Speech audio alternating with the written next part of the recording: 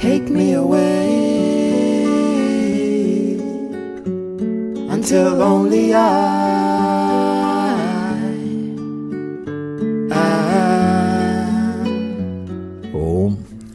and Namaste. Welcome everyone to Satsang today.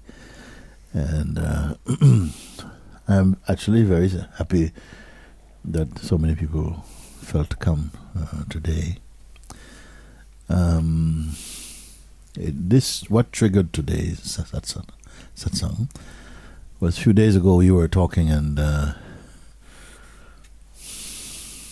had mentioned the effectiveness, the potency, the directness, the immediacy of self-inquiry as perhaps the most direct and the most effective tool to the recognition of the self, of what we are.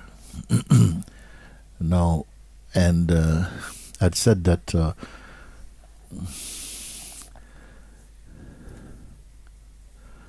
nevertheless it seems elusive. It seems difficult to understand. It seemed difficult to understand, and even the days of Sri Ramana Maharshi, when he was present with us on this planet, even a greater teacher as he was and is, even his own disciples found it difficult to grasp the directness and the simplicity and the power of self-inquiry. Now, there are many, many, many paths, maybe as many paths as there are seekers into the realization of the truth. Why I say this is because in each one, even if 1,000 people are practicing through the method of inquiry or any other path, it will still be uniquely experienced through the instrument of each body. I don't want to bring too much of that because I don't think it is so significant. I have tried somehow to present the inquiry in the most simple way, because in fact it is simple. And the truth, what we are, this is not a teaching. What you are is not a teaching. What we are is not something we are going to create or develop. You see, teachings and methods may develop, but what you are cannot develop. That is one of the fundamental pointers, that what you are is not an evolutionary outcome, that it is timelessly, eternally perfect. This is not belief. And by the time we'll spend some time together today, I hope most, if not all of you, come to understand this, or have at least a better understanding of what this self-inquiry is. You see? I put it like the inquiry is like a mirror. Just like you look in a mirror and immediately you see your face, a reflection of your face. The inquiry is a bit like that. It is like somehow looking into the mirror of introspection and seeing a reflection of your pure being. You're not the one in the mirror, but the mirror enables you to both see, although it seems that your seeing is phenomenal, but at the same time it's experienced here. Just like I see my hand there, but where I perceive it is here in me.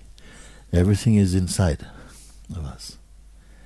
Now, the human beings, we want to know many things in the life, but ourselves we don't know. Why? Because we take for granted ourselves, that I am me. I am me. And what is that? Well, of course, it's me. Yeah, me. So, okay, but this is your body. Your body. Is your body saying, I am me? Or is there something else or more inside the body that's saying, I am me. And this which was saying, I am me, what is that? You see? Now, of course, because we are so unused to, we're not accustomed to asking this kind of question. Because no one in our life asks us this kind of question. Your parents don't ask you. Our friends don't ask. In no institution is asked, including religious institution. Nobody asks you, who are you? So of course it feels deeply, it's I call it the main assumption.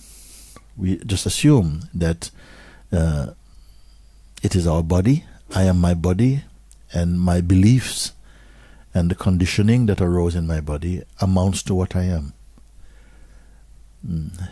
But this has not proven to be enough, because with this belief, we still struggle to be happy. We still struggle to be to understand who we are, what our purpose is, or whether we do have a purpose or something like this, and what brought us here. Where did we come from? Where are we going? Is there a going place after you finish this story in this body? Do you move on to something else? Because the body will fall. Then is that it? Is that all there is to us? So these are ancient questions people have been asking like that.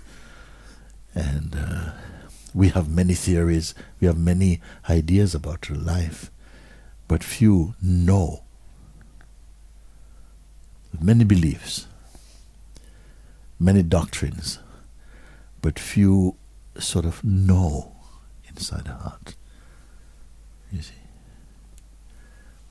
So in spite of so much study, so much effort, so much literature, so much philosophy, so much religion, human beings still are at a loss as to who we fundamentally are. And it is not a knowledge that you're going to have in your head. Whatever we have in our head does not stay. Amnesia will take it away. Something will take it away. Is there something that cannot be taken away? That will not, even the body may get sick. Mind also can get sick. Is there something that cannot get sick? Body can die. Mind can become deluded and despondent and in full despair, and we can go crazy. Is there something that is not touched by any of these things? So I felt it was a good subject again to start in as simple a way as I could to try and look a bit into this subject and to ask you to participate with me in this exploration, not to lecture, and to look together to see what we can discover together, like that, today. Yeah, because for some years now I've been talking on this subject. It's the only subject I talk about. And still some have not grasped it, even in spite of many years, and not quite, kind of get it, but not really. So, is it that we don't understand because the subject is so complex? We don't understand because, you have to be a very, very strong meditator. You have to do the work of a lot of spiritual, background and exercises in the past to be eligible, to be a candidate for this freedom. And perhaps you have not done enough. Why is it difficult? You see? And what is difficult? What is difficult? Is it because the subject, the whole quest is to come to a true and profound experiential understanding of what I am, what you are. Why to even do that? Why to bother even? Well, until we do know, until we do know in the heart, we continue to be restless and dissatisfied, happy only momentarily, mostly pursuing one thing after another, imagining that something will fulfill us, and find after a short time it does not. You see, so I feel it is a very crucial subject for exploring. It's the most important subject, I feel, in the human kingdom. But of course many may disagree. Some people may not even have any the slightest interest in this at this moment. But at some point life will compel you to look beneath the surface, to find out, to get more out of this existence than merely material comforts and human company and so on. There must be something much more profound than this. So, where do we start now? I told you that I did not do any preparation at all for this. As many of you will know, that is very much my style. I can't prepare and I didn't prepare, so things become, it's fresh. We have to be fresh, you see. Because if I prepare something, you may learn something. I've not been able to do this. Even from my days of teaching at college, I was not able to prepare one class. So obviously I chose subjects that were not too mental. Like art was my subject, which was more intuitive and more kind of. But still, even with the intuitive arts, you need to do some preparation. And I got away with it for a little bit. And then after a certain point, the requirements were so demanding that I had to drop the whole thing.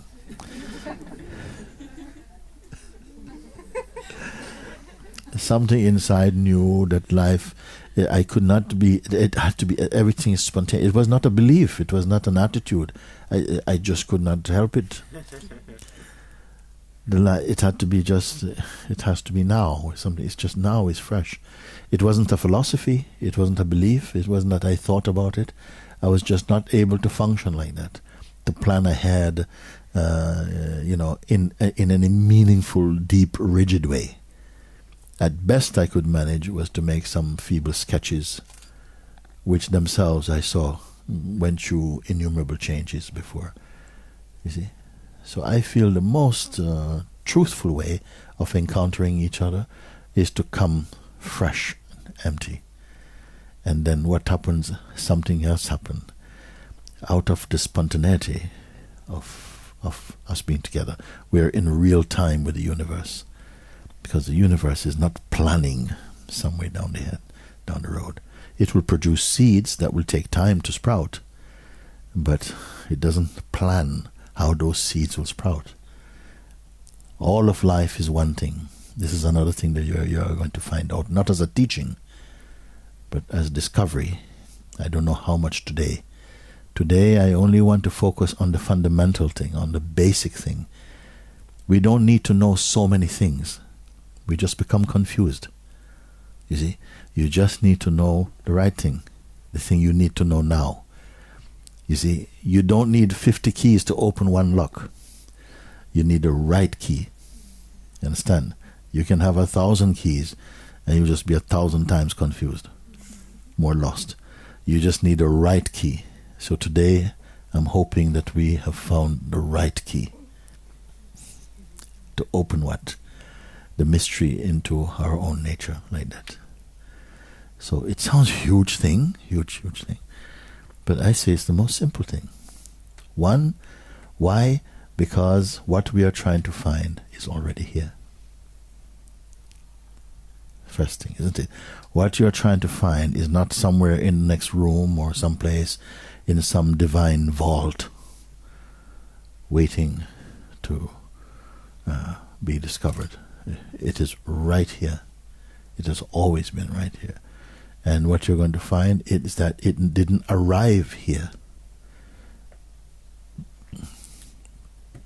didn't arrive here, because it is infinite. Now, I am saying it is infinite, but you are going to have to discover if it is infinite or not. If I only tell you it is infinite and you only accept it infinite, you're only parroting my words. You have to discover yourself that it is infinite. And I intend today to prove to you that it is so and that you are that. So it's a big order, no? I come to like this today, and we have to prove like this. And also I'm not prepared.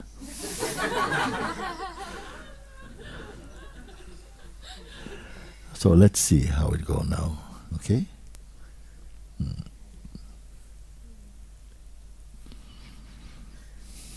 Everyone speaks some language. Even deaf people have to learn some language. Everyone has a wide language to communicate something. Everybody has to speak some language. In order for any language to be spoken, whether from a deaf person who is doing this thing and this and like this, or with words or something to be spoken, something has to be there. First thing has to be there. First thing of any language at all. Okay? First thing that has to be there is the sense I has to be there. You must have first a sense that you exist, the one who wishes to communicate something. Only when the first arising, the sense I, or the intuition, the feeling, the sense I am, the knowledge I am, means I exist. Only after I exist is formed can the sense you come. I must arise before you. You cannot arise before I. We're going to show you. I must be there because the sense you takes its meaning from I. I see you. I cannot refer to you without having a sense of me or I. This is fundamental thing. Okay? You can try it. Try and speak without you. Without the sense, yes, what I want to do is what I am trying to tell you, what I believe, what I went, what I think. I is the subject behind almost everything you say or think. Not only say, but think. I am not feeling well today. I am not able to come. I think I've understood this more closely than I must be there. You see? Take any language. Find a dictionary for this language. Thousands of words are there.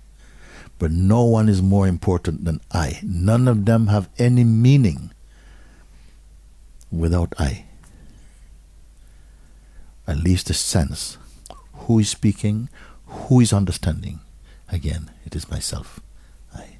So that is the most important principle of language, of the sense of self-awareness, even if no one else in the world exists but you.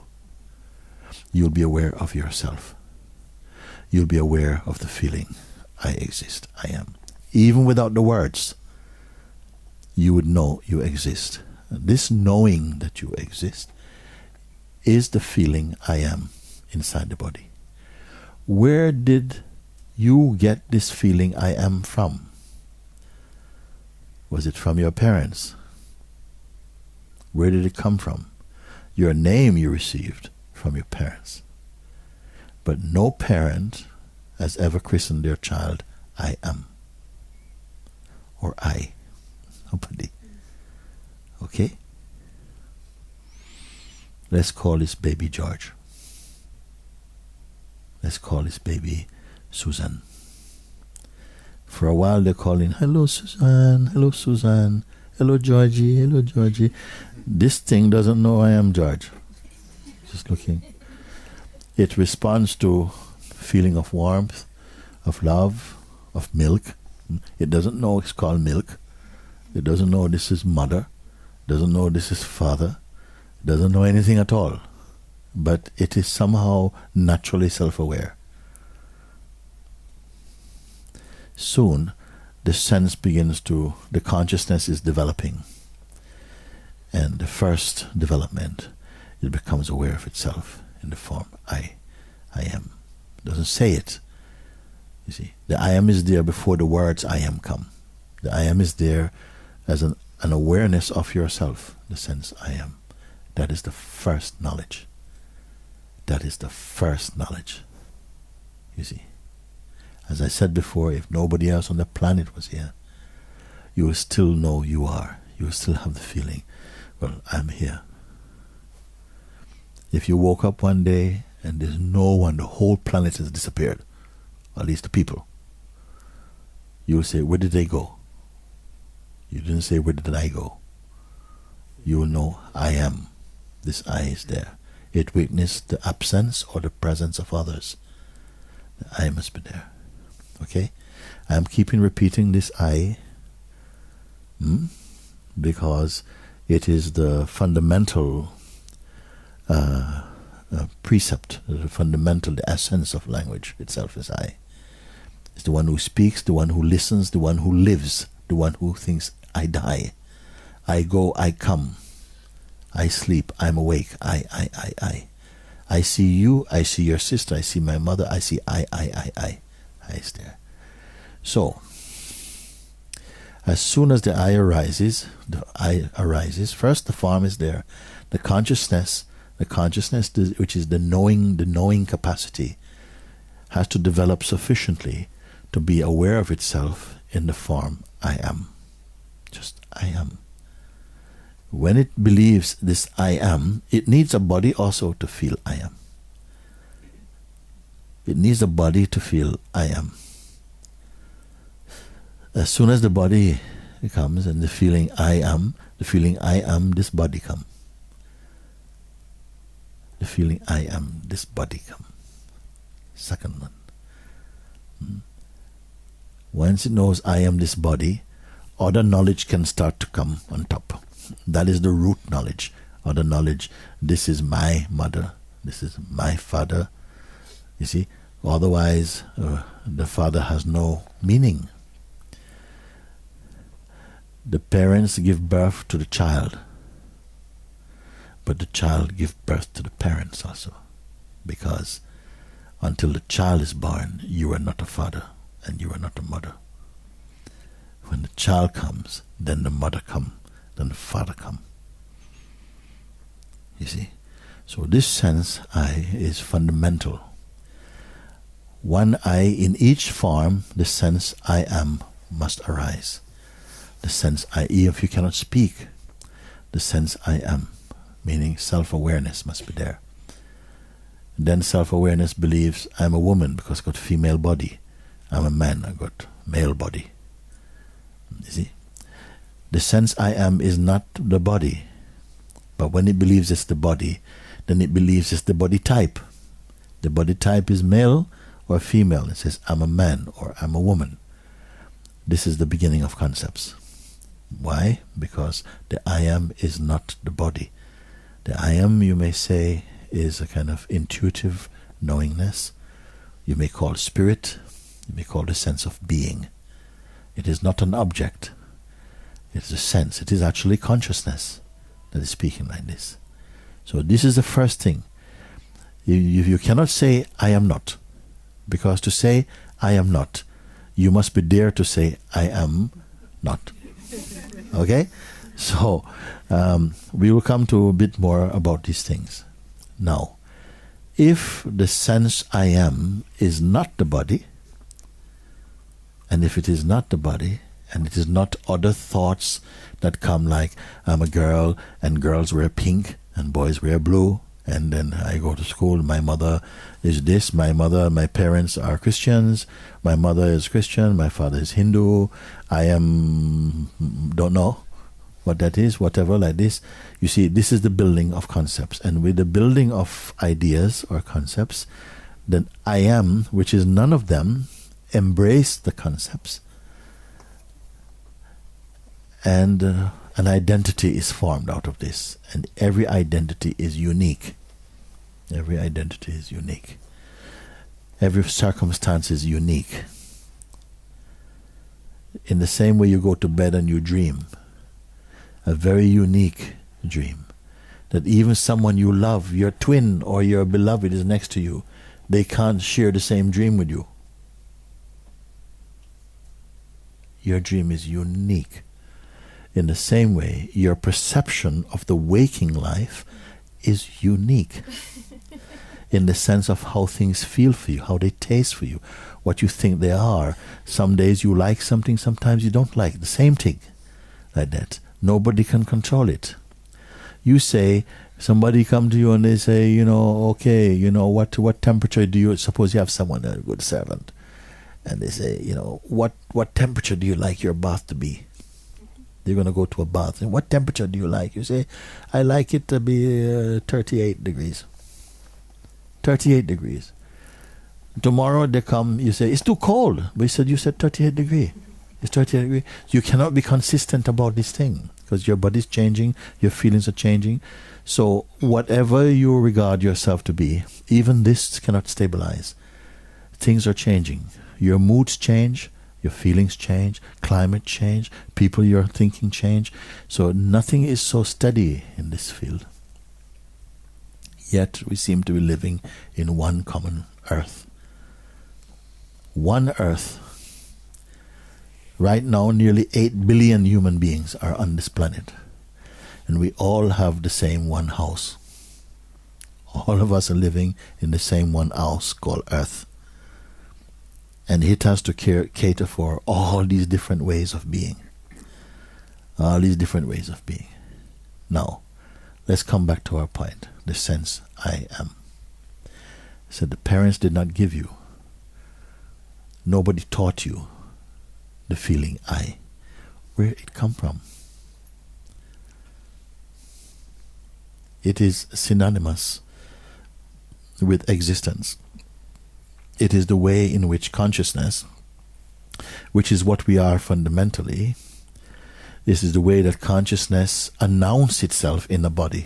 The feeling I am, I exist, means I exist. If you don't exist, nothing exists for you. Only after this I exist feeling come, then other things can come. The sense you can come, world can come, life can come, time come, change come, all of this comes like that. You are the witness of them. They all report to you, to your consciousness. It is you who perceive them. But one thing went missing is that we forgot how important we are to our perceiving. Everything depends upon your perception.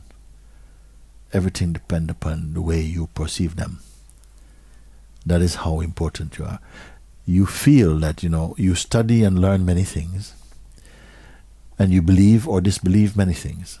But in the end, you're experiencing a world according to you, according to your conditioning, what you believe it is. Like that. Let's just take a second.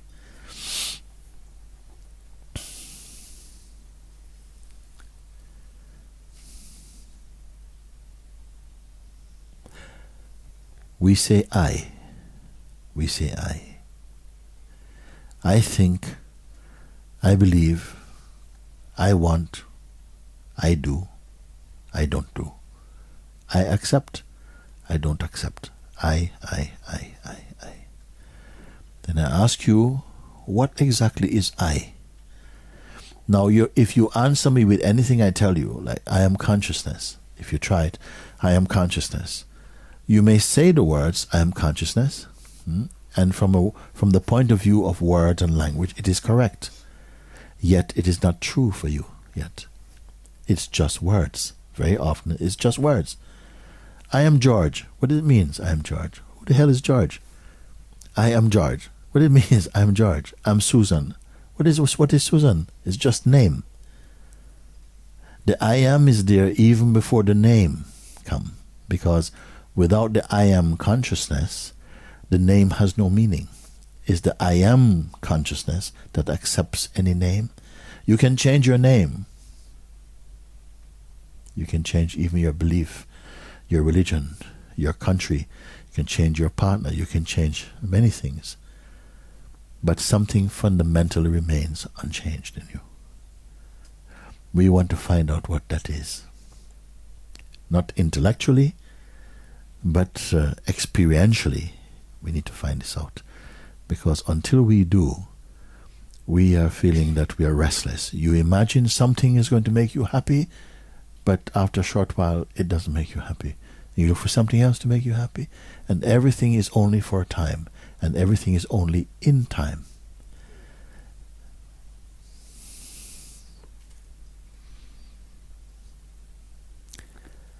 I can say in a way that we are three-aspected. The physical aspect of ourself is this body.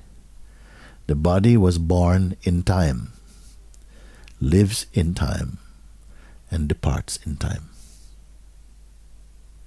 That aspect of ourself, you may say like this, as a birth, as a life, as death. You may say this thing. Mind also. The sense of mind, there's no thing such as just mind. Mind is only a relationship of yourself, which is consciousness or the beingness, with thought together, or identity. That is also in time. That is also belonging to time, and that is also not stable. It is always changing.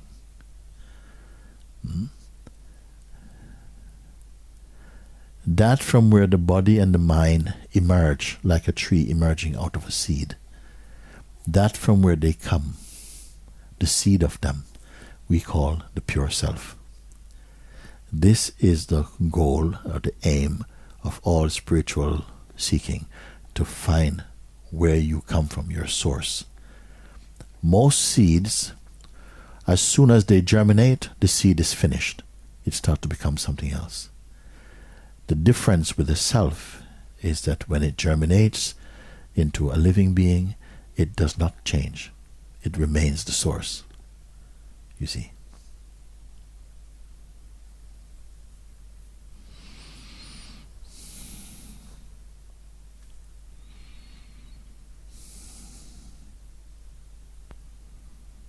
If we learn anything, whatever we have learned or believe, came after the I thought, the I concept, the first arising, the first born. It is referred to as consciousness, or the dynamic consciousness, the creative consciousness. That creative consciousness comes out of a deeper consciousness, which does not do anything. It simply is. It just is. It's not a doer. It simply is. That is the ultimate discovery of all spiritual striving. It is to discover the what is, that you may call the absolute, the ultimate principle, the supreme being, God, you can call like that. And what is our relation with this God? Are we only the creation of this high God? Do we have more of a status within this God? Are we simply a part of the God? Are we one with the God? Are we as great as the God? We have to find it out. Today, how are we going to do it now?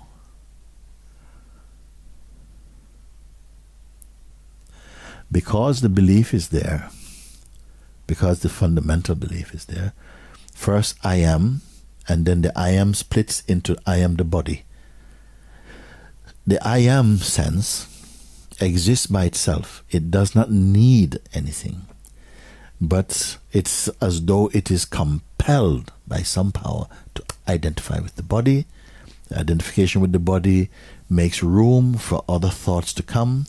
Other thoughts plus the I am the body idea create the sense of an individual, a person. And because the body is growing and the conditioning and the experiences are changing, we have a sense of growth like this, and we feel that we're living, growing, evolving, evolutionary being like this. But there is another dimension inside us which is not growing. Growth takes place in it and is perceived in it and by it, but does not affect it.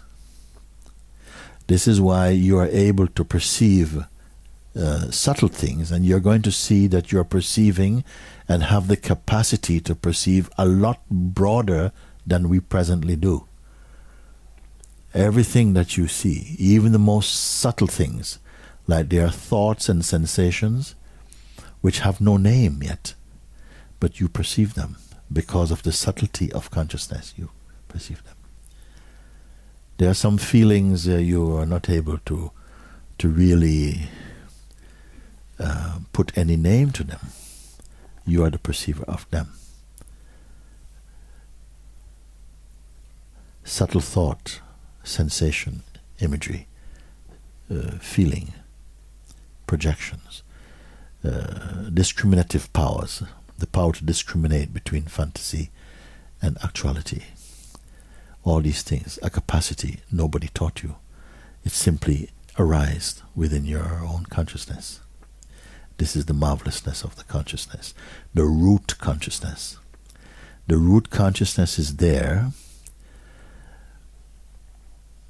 whether it is identified with the body and the body's characteristics or conditioning or not.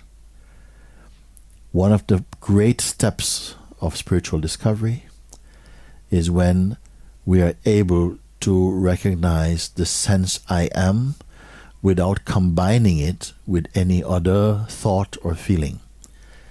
It's as though you sieve it out, and so only the feeling I am remains, without connecting with other concepts. But because this was begun early in the childhood of one lifespan, it seems very strongly embedded in the consciousness. I am the body, I am a woman, I am a man.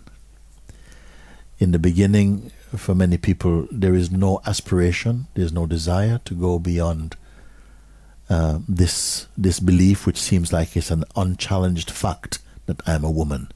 It seems sometimes more loud than I am consciousness. But first you had to be consciousness before you had the thought you're a woman or you're a man. Do we understand this or not? Okay. Before any understanding came, the first understanding must be I am. I exist. No other knowledge is more important than the conscious knowing I am. Only when the idea I am the body, I'm a man, and so on come, along with our cultural conditionings, our religious conditioning, political conditioning, comes the pressure to perform according to our cultural norms and traditions and so on. So the most important thing is to understand what this I am is, because it's not enough. You say I am, everyone says I am, but few understand what I am is. And it feels, why the need to understand? And the reason why we ask why the need to understand is because it feels sufficient enough that I know I'm a man, I'm a woman. What more do we want from the life, I know I'm a man. I never question, never doubt if I'm a man and maybe I'm a woman or something. Why should I say, who am I? Why would he even bother with this? So this question is not going to have a universal appeal in the beginning for many people. It's only somewhere along the line, and even with many religious people, spiritual people, been practicing for many years, it may not be a path that they're aware of. They still feel, I am a servant of God, I'm a pilgrim, I am a Muslim, I'm a Christian. They use the same I am, and we say, I'm a Christian, I'm a Muslim, I'm Hindu, I'm atheist, or so on. But what does it really mean? I am is what? Because most people, they don't understand. They say, I am is me, the person. I am is the person, is me. I am a Christian, I'm Muslim. And it seems it's enough. You see, why would we go further than this? Isn't that enough of a fact? Isn't enough of a fact to say, I'm a Jamaican, I am, 42 years old, I am this thing, because it's accepted everywhere.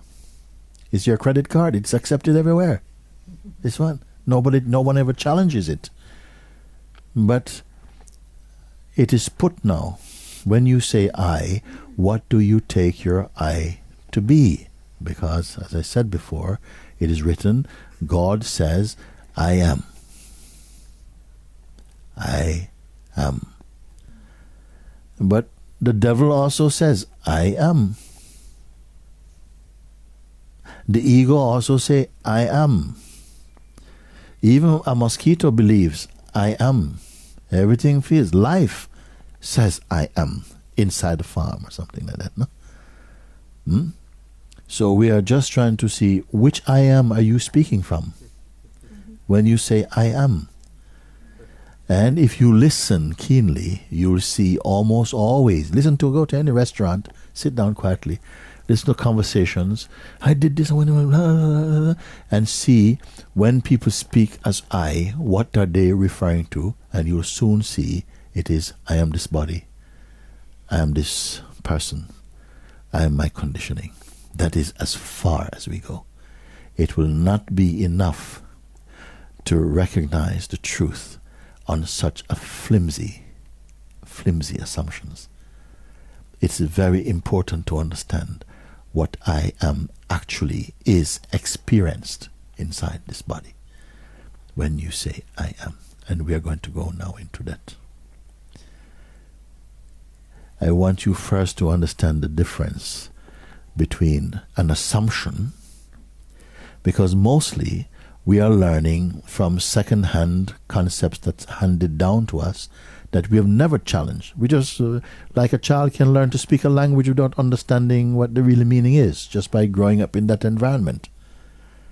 We use words, we have a sense of what they mean. We have a sense of when you say I, what it means. It means me. And beyond this me sense, no one looks further into this me sense. What is me? Who am I? Again, why? Because nobody wants to know particularly. If you look deeper than that, people think you're a freak. If you look more deeply, then, who are you? Well, my name is so-and-so and so. I'm a 23-year-old woman from Brazil. I studied here at this academy. I did this, blah, blah, blah, blah, blah, blah, blah. And I am applying for this job. Nobody goes further than this to question you. You see? This is all you need. This is your password to be a visible being in this world. To enter the game of transacting and interacting with other beings. It's only enough to know your gender, date of birth, study, what you have done, experience. Boom, it's enough. Here we are proceeding more deeply. When you say I, what does it mean? And this is the birth of inquiry. The inquiry looks at, when we all say I, what is the implication of I? It is not merely a mental study or a mental exploration or psychological or intellectual. It is a research, an exploration into the living truth of what we are. You see? Now, I'll start with a simple exercise. If someone came and said, excuse me, there's a Volkswagen car just parked outside here. Would the owner please remove it? Whose car is it? Somebody may say, oh, sorry, it's mine. You will not say, it's me. You will say, it is mine. You will not say, it is me. There is a clear difference. It belongs to me. Use the word mine. Mine is related to I. Me also related to I. It belongs to me. Mine means it belongs to me. Mine. You can also say, this is my family. My family. Not me. Not me. My family. They are connected with me. They belong to me. My family. You can say, my body is tired. My, not me. You follow? My body was exhausted. So something is aware of body and exhaustion. It is not the body, and it is not exhausted. It says the body is exhausted. It says my body was exhausted. So again, my, I. What is saying? My body. It can also say that my sight in this eye, in the left eye, is not very strong. It's very weak. It's functioning about 60%. In the right eye, it's about, I'd say, 85%. So it observes sight even. It knows the strength of sight or the weakness of sight. It is not the sight. It says, my sight is not as good as it used to be. It also can say, my memory is not as good as it used to be. It is not memory. It knows memory. It observes memory. It says, I used to be able to remember every person's name here, if I'm told it. For 1 year, I would not forget the names. Now, I can't remember even 2 or 3. It knows memory and the abilities of memory. If memory has faded, it observes memory. My memory. You follow me or not? Okay? Okay, so memory it is not. Senses it is not. Family it is not. This is my religion. My religion. Not me. My chosen religion or whatever. Okay? Some people say, my ego is very strong. My ego, not me. What is this me? My ego, not me. Who's speaking? My ego, not me. Okay? My relationship is not flowing very well at the moment. We had a beautiful relationship 6 months ago, but now it's just completely falling apart. Relationship, I am not. Oh, my life is over. My life is over. My husband has left me. My children are gone. My life is my life. Who speaks? My life is over. I am not over. My life as is conceived as whatever shape, that is probably going to change. And also somebody say, come on, George, or come on, Susan, why you speak like that? You're only speaking from an emotional state. It's not true. Yes, but okay, that's my emotions are a bit like that. Emotions, you're not. My emotion. I am not emotion also. What is left now? Oh, my breathing is very heavy. My heart is beating very strong. My heart, not me. My emotions, I'm a very emotional kind of person. My emotions are like this. My emotion. You're not emotion. My breath is getting weaker. Okay? Hospital, I have to get an appendix operation. They put the gas. I'm breathing. I see. I am losing consciousness. I am watching consciousness go. Who is I?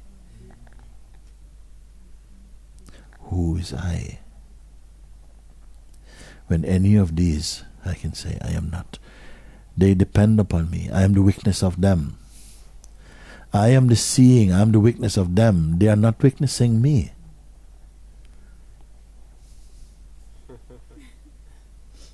I am looking at my hand. My hand is not looking at me.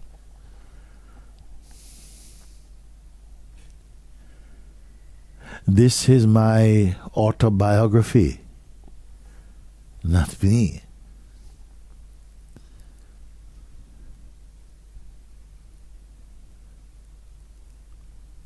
So, we go through everything, not merely the body, not the vital force, not the breathing, not the senses, not intellect, not the memory. You know, my mind creates a lot of fantasies. Fantasy, create, mind, not me. Who is me?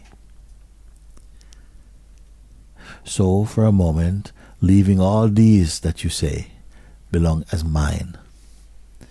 My house burnt down. No more. Am I burnt down?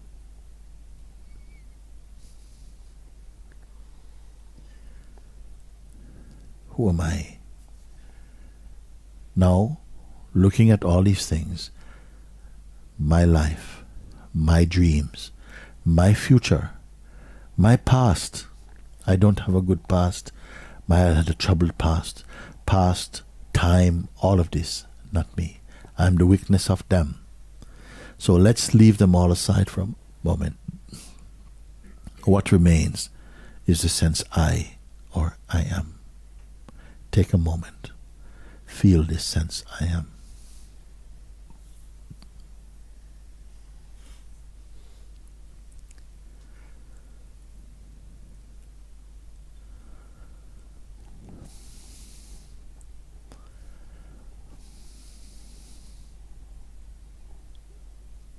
Does it have gender?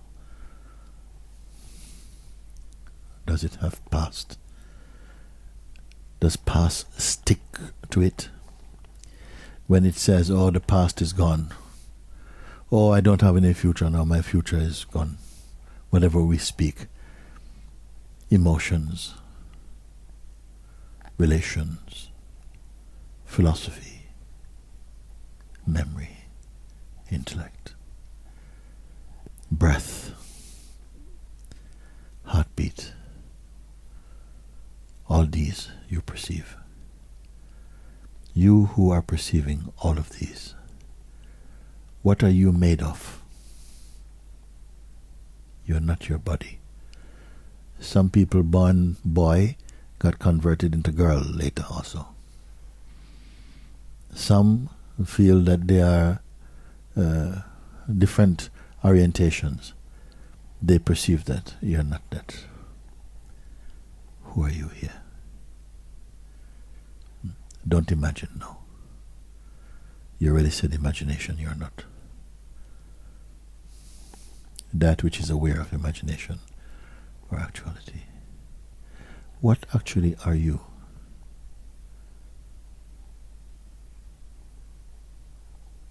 Something is here, isn't it? Something is here, but it's a kind of something nothing. Does anybody feel somehow disturbed by this looking? Yes. Pass this microphone for him, for me. Behind.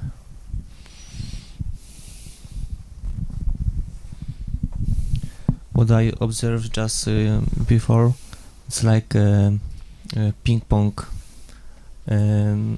ball inside. I see that something want to attach to something.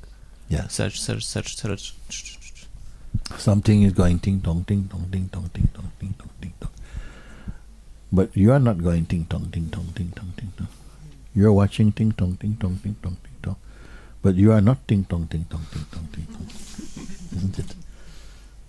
Put anything there, let anything come, and you'll see that it is only a movement inside your mind or consciousness. It's only a movement. What makes a difference is how significant you take that movement to be.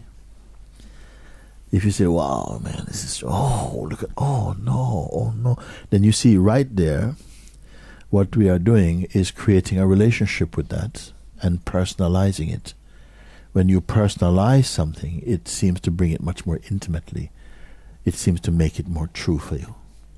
It's not necessary to personalize. You can perceive, and in fact, the truest perception is non-personal or impersonal, because you simply are aware. But if you don't embrace it personally, if you don't say, oh, why is this happening to me? It's simply happening. and emotions are involved in it, but you stay as the I that witnesses all of this. What is happening to the witness? The habit is to say something is happening to me, or oh, this is too much for me, I can't take any more of this. Who is speaking? Who is speaking when this thing happened? Somebody is come and says, call you again and say, listen, you thought you had just cleared up all your bills, and they called you again and say, listen, I'm sorry, but we can't accept this last check. And you say, I've just had enough, I can't cope with any of this. Okay. Now we can say that and it means nothing. It's just letting off some steam. You know, I've just had enough of this. Okay? Good. Okay. Okay. So what you going to do now? Jump off a bridge? No, I just have to say that. Okay? But another one, I've had enough. Ah! Okay? So it just depends on the strength of how deeply it is believed. Because when it is believed, it creates the sense of a me and makes this me feel really real, like that. Simply, even that state, even if it's a very, very emotional state, very strong state, it is also observed. Now there's a strong feeling here. Now the feeling is getting weaker. Just like you feel a toothache is coming, and it gets very strong. Then you take some aspirins, and then it goes. All the while you know, I am not that toothache, even though it is strong. Then it goes, it's gone. It's not you. If it was you, when it was gone, you would be gone. But you witness the coming, the strength of it, the weakness of it, the disappearance of it. And everything is like that. Who is I? Again we come back to I. Now look again. What is I? Now, because of habit, we are accustomed to feeling I is me, person. Again, you go back to the old formula. I am this person, I'm the daughter of so and so, and who do you think? You're only my cousin, you're not my sister, you're all of these concepts. But deeply believed in, they are lived as though they are truths. And for many people, they don't care whether it's true or not. They live in the feeling of it. The feeling is enough. But those who are searching for what is true, I have given you a simple exercise. If you are the witness of all of this, of your breath, of your form, gender, your height, your weight, your belief, your education, your preferences, your family, your thoughts, your attachments, your projections, and see, but all of these are interchangeable. If I take any of these out, I'm still here. If I take any of these out, I am still here. If I take all of them out, I am still here. Who is here? Now you may say, my existence is here, my body is here, my life. Yes, because at some point, the consciousness that is supported by the body, if the vital functions or the body dies, the consciousness will just have to leave the house. It won't stay in a dead house.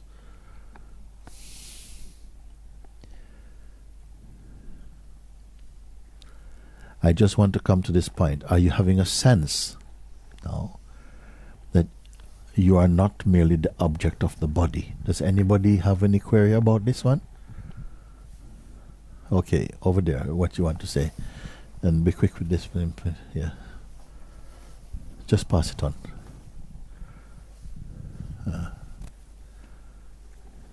There's something that still feels that when this body goes, I will go. That's okay. That's okay for the moment. You know, it's a feeling. When this body, I'll go. You may or may not know. We're not really deciding that now. We just want to find who are you while your body's still here.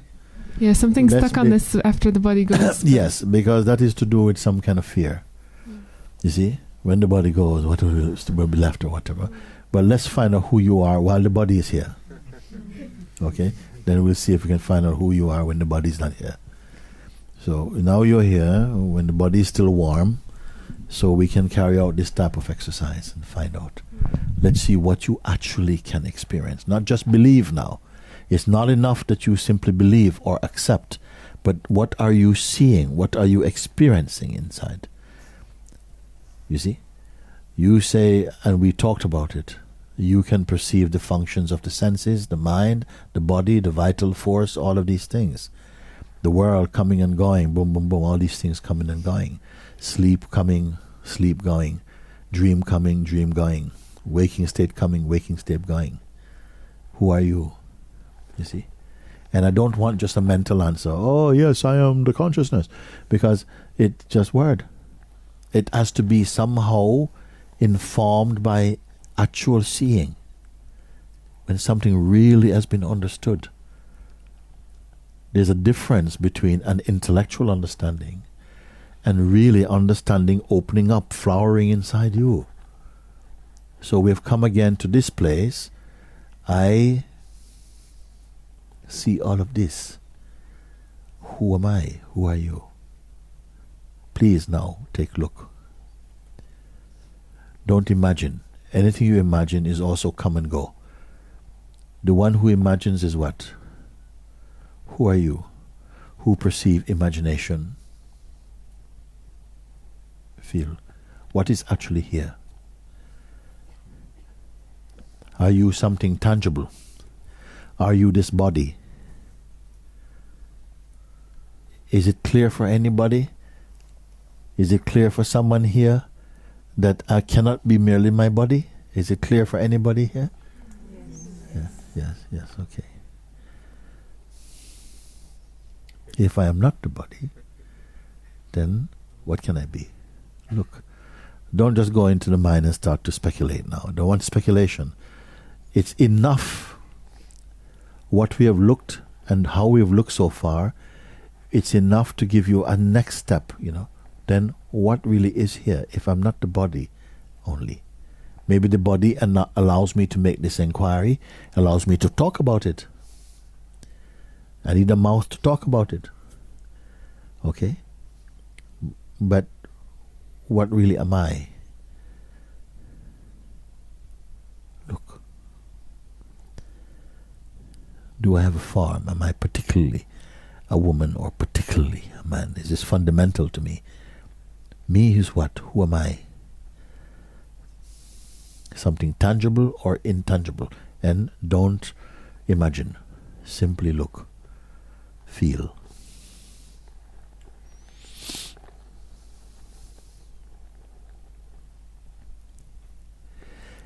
Any sensation that comes in consciousness, if it's a thought or a feeling, you must be there to perceive it.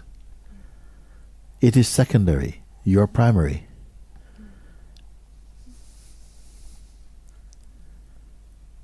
Thoughts come, feelings go. Notice often we're reporting about a thought. Yes, this thought is getting more loud. This thought is so strong, Mooji. This thought is really about the past. Why are you talking? Because you're getting involved in it. It's just floating by. You're aware of that. But rather than looking at what is being viewed in front, try and keep your attention on who you are, who is perceiving it. Who or what are you that is perceiving it? Do you have a size? Can I ask you now? Do you have a particular size or a particular shape?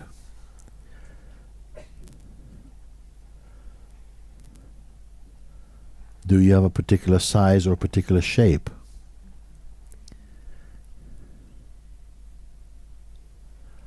What are you? Are you an object? Are you an object? I want to see some of the new faces. Are you an object? Can you see? You cannot. Objects you can perceive. But can you be perceived? Objects you can perceive. And by objects I don't mean just a table and a light. I'm talking about object in terms of thought and feelings also. They have some sense of tangibility about them. You can see whether they are bitter or sweet. This is what I call object. You see, are you yourself an object?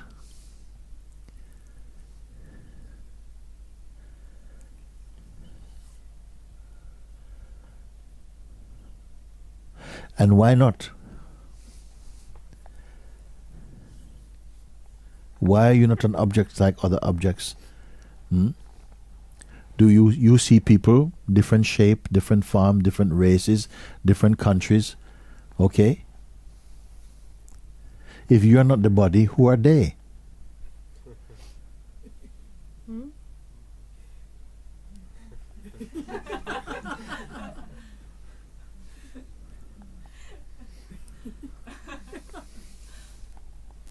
Take it in, look.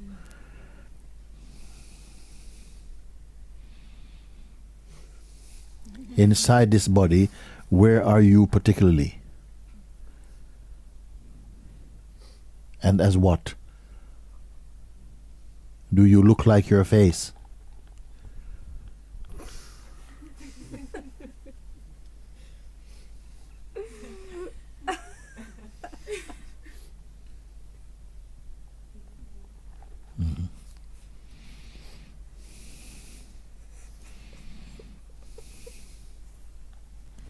I don't feel I'm a body. I can see beyond that and this presence, but still there is some feeling that it needs to be protected, and in order of that I have to stop for a separate second. myself. In order, if you are not the body, what needs protecting?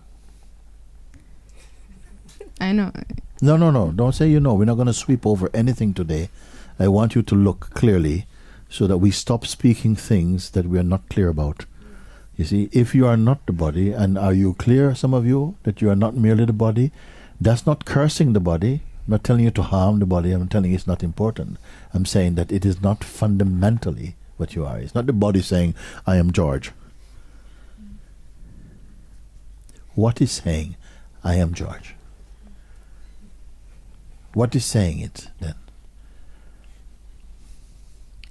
You say that there's a feeling inside, like, do you know who you're talking to? Do you know who you're talking to? You're speaking with someone. Do you know who you're talking to? Huh?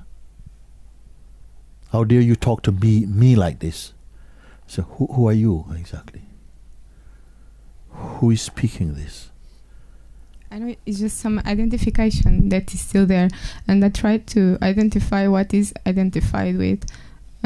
But if I go through that, it's too much understanding. I'm not going to really grasp what is, and ultimately I go to this one which is but you're just speaking still using the word I.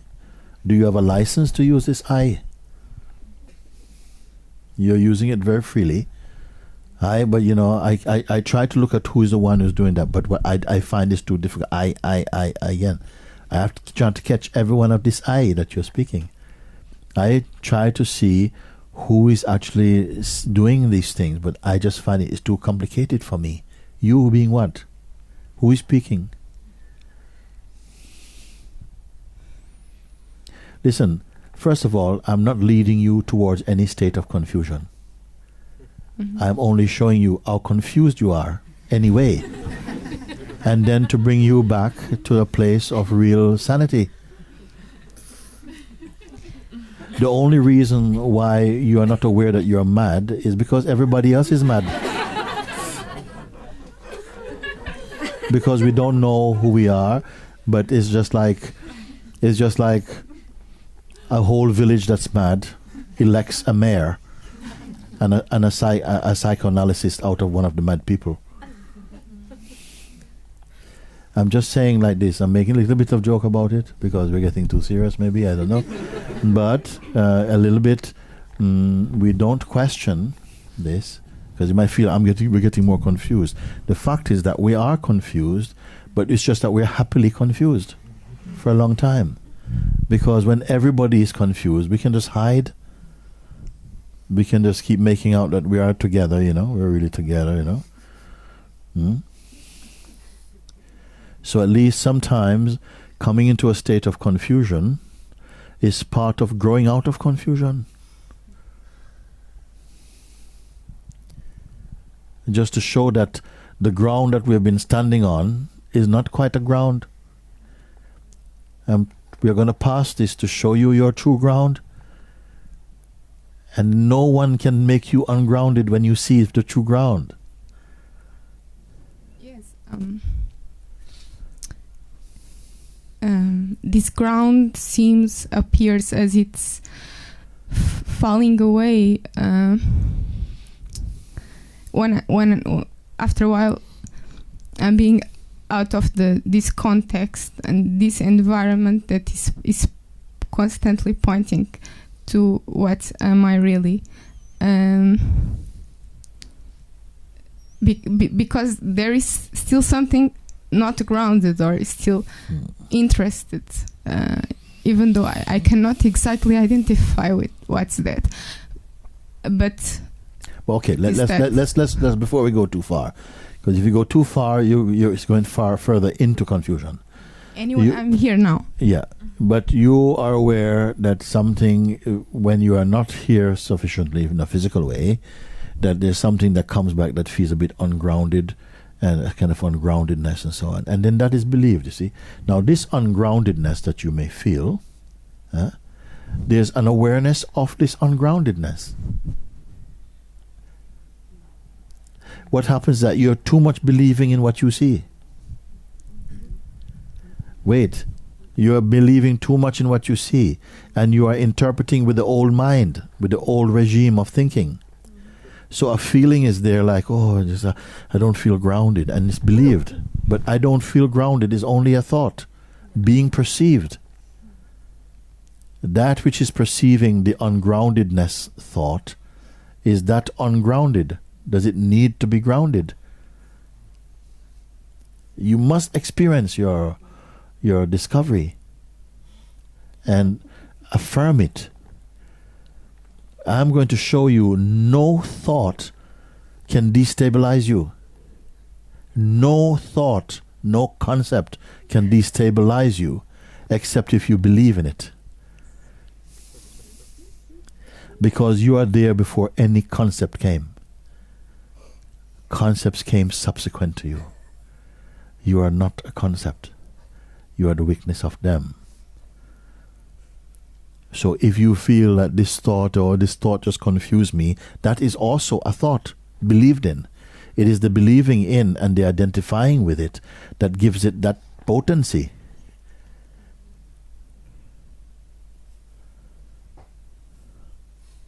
Now I want to know if we can finish this part of the lesson or not.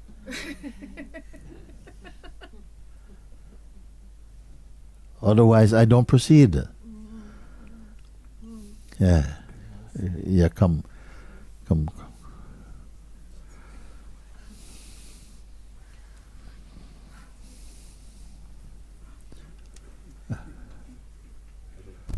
Hello. Yeah. It seems that the sense of I am, either in feeling or in any other way, seems very weak. So there is still a sense to it, but it seems a weak sense of I am. Who or what weakness is the weakness of I am? Yes.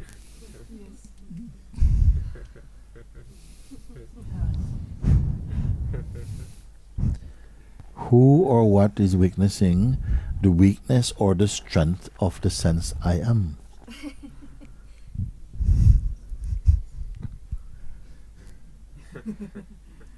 That seems also weak. Who Whatever witnesses that is also weak? Who is a weakness? What is witnessing that even that is weak?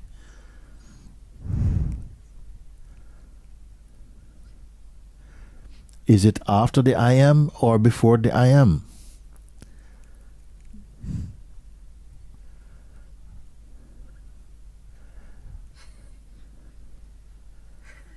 Is it looking back at the I am to say, you're a bit weak over there? No? Or is the I am in front of it and it's saying the I am itself is weak?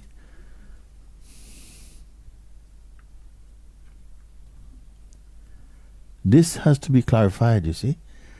We are not going to leave any blind spot. Because we do this. It's how the mind works. It just brushes over something. And just, okay, go. But I want you to stop, because these are fundamental pointings. It's not many, but they are crucial that you understand them. You say something, the I am itself feel weak. What do you mean by the I am? And who are you who is looking at it? Are you strong?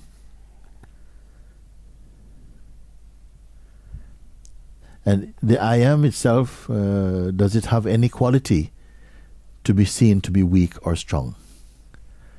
In order for something to be weak or strong, it must be measured against something else. What will say, in what way can the sense I am be weak? You mean it is weak by the sense of perception, that you're not perceiving it clearly enough, so it seems weak, or that within itself it has no muscle, it's just a kind of I am, or what? But it means it is weak.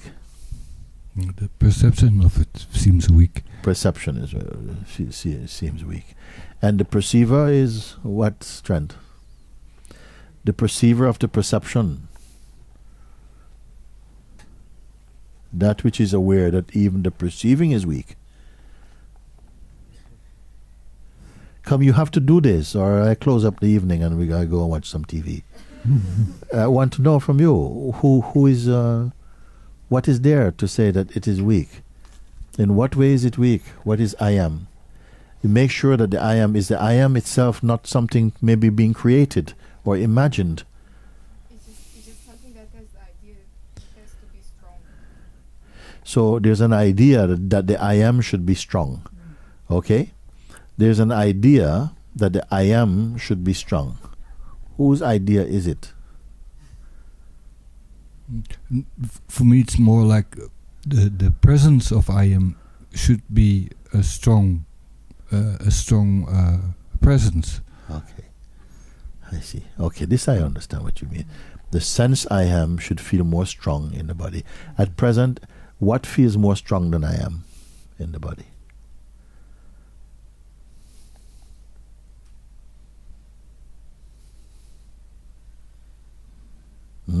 Person.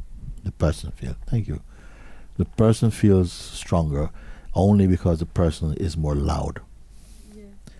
The person feels more stronger because the person is more loud. The person actually is a sense of attachment, first of all, to the body and to the identity, and the importance the identity has become to the consciousness that perceives the identity. The personhood. The person also is consciousness, but is a very contracted, very conditioned, very limited expression of consciousness. It's filled of self-belief and desire and attachment. I want this. This is important to me. Why did I lose my house? Why did this thing happen to me? I don't trust God anymore. I don't believe in any God anymore because I just has a lot to say. And it seems somehow to be stronger than the I amness. Does the I amness need to have an effect? The only thing that can happen, you see, either something feels strong because it's full of history, it's full of adventure, it's full of intention, full of desire, full of attachment. So therefore it's loud. Okay? That's one form of strength. Or something is so totally empty of any intention, any identity, you see, so that it is not a flavor that keeps changing. Flavors can change in front of it, but it is unchanging. And it is strong because it is unchanging. Either something is strong because it keeps changing and keeps showing and keep going, whoa, whoa, whoa, like this, or it's strong because it never changes. It is steady. And it witnesses the movement, but itself is unmoving. So, who is to determine what strength is? You must define what you mean by strength. Is strength loudness? Or is not the loudness of the mind creates a sense of confusion, dissatisfaction, pain also? Rather than credibility. Not because a thing is loud means it is more real, you see, than the thing which cannot be, which doesn't fluctuate, it's always steady. What is the criteria for saying something is real or not real? And it's unchangingness. It's unchangingness. Very good. Is the person unchanging? No, the person is always changing. If the person is always changing, can it be said to be a thing?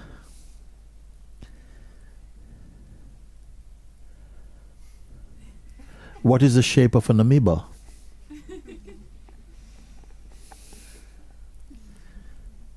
It's more like a verb than a noun. And it is being witnessed by something. It is witnessed by the unchanging. Because if everything is changing, who gauges what is changing most? Only the thing which is unchanging perceives correctly the amount of change that is being perceived. So it is from the state of the unchanging, which is the I am sense, which is not combined with anything, that you can perceive the changefulness of the person. And then something says the person seems more real. Why is it more real? Because it's more active? It seems to catch all the attention. Because it catches more the attention. Can observe Yeah. this movement of the attention, the person coming inside, the attention goes down. Yeah. Hold on. I'm hot at the moment. Sorry. Please stay with me. Look. Because of the amount of the attention that goes to it. Okay? Because attention is one of your your great powers. Not you. Your great powers. Where attention goes, it feels like that's my experience. Okay? Attention is very powerful. Okay? But something is able to observe attention. You see? So attention goes to the person. So the person is said to be more real, meaning it's more loud. The attention going to the person, is that not also seen? This is what I want you to do. You are still in the process of your inquiry. The attention is going to, now even attention goes, and so something is not gone. It observes attention going. Sometimes people say, I could not keep my attention fixed on this thing. It kept going off somewhere else. So something witnesses the attention going off. Is this thing going off? This is all I want you to is keep staying here. Keep staying in the place that's not going somewhere. You see? And you will see that everything else is going somewhere, including the attention. Attention is one of your secret great powers. The next great power is the power to believe. And another power is the power to identify with something. You are that which is aware of this. I can see that something is believing in all of this. You are still unmoved.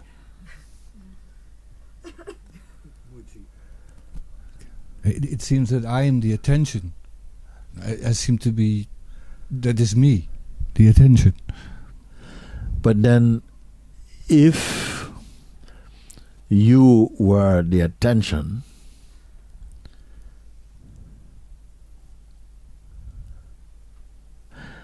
and the attention move, who would know the attention move? It seems like that sometimes. Yeah, you need to check it out. It's a seeming, it's not a truth. The attention goes there. Now you witness the attention goes there, but something says if the attention goes there, that is really strong. It makes it very strong. Make it very strong means make it very real. These are beliefs, they are not truths. You are the witness of the attention. There is a power here that's unmoved. Here, attention is creating a lot of party over there with the identity and the person is making, but something here is unmoved by it. If there is disturbance, it's because there's a belief. I don't like this. Please stop it, and it's not stopping. But there's strong belief. I want desire. I want it to stop, and yet it is not stopping. So then disturbance comes. If this is flapping here, and the attention is kept only in the awareness, at a certain time the power will stop going there and just stay with the stillness. When the attention can stay with the stillness, the movement will fall away. Is that not exactly what inquiry is? When you don't inquire, you are in it. There comes a time when inquiry has really hit the jackpot, meaning that it is now totally clear. You have used the mirror to see where you are, to see your face. Once you have really seen your face, you don't have to walk around with the mirror in your pocket. You see? You feel like you're moving in all the room. Yeah. Yes. So he says, I feel like I'm moving in all of this room and everything is happening in me. And even the I am presence is coming and going. But the I am presence itself is watching the things going.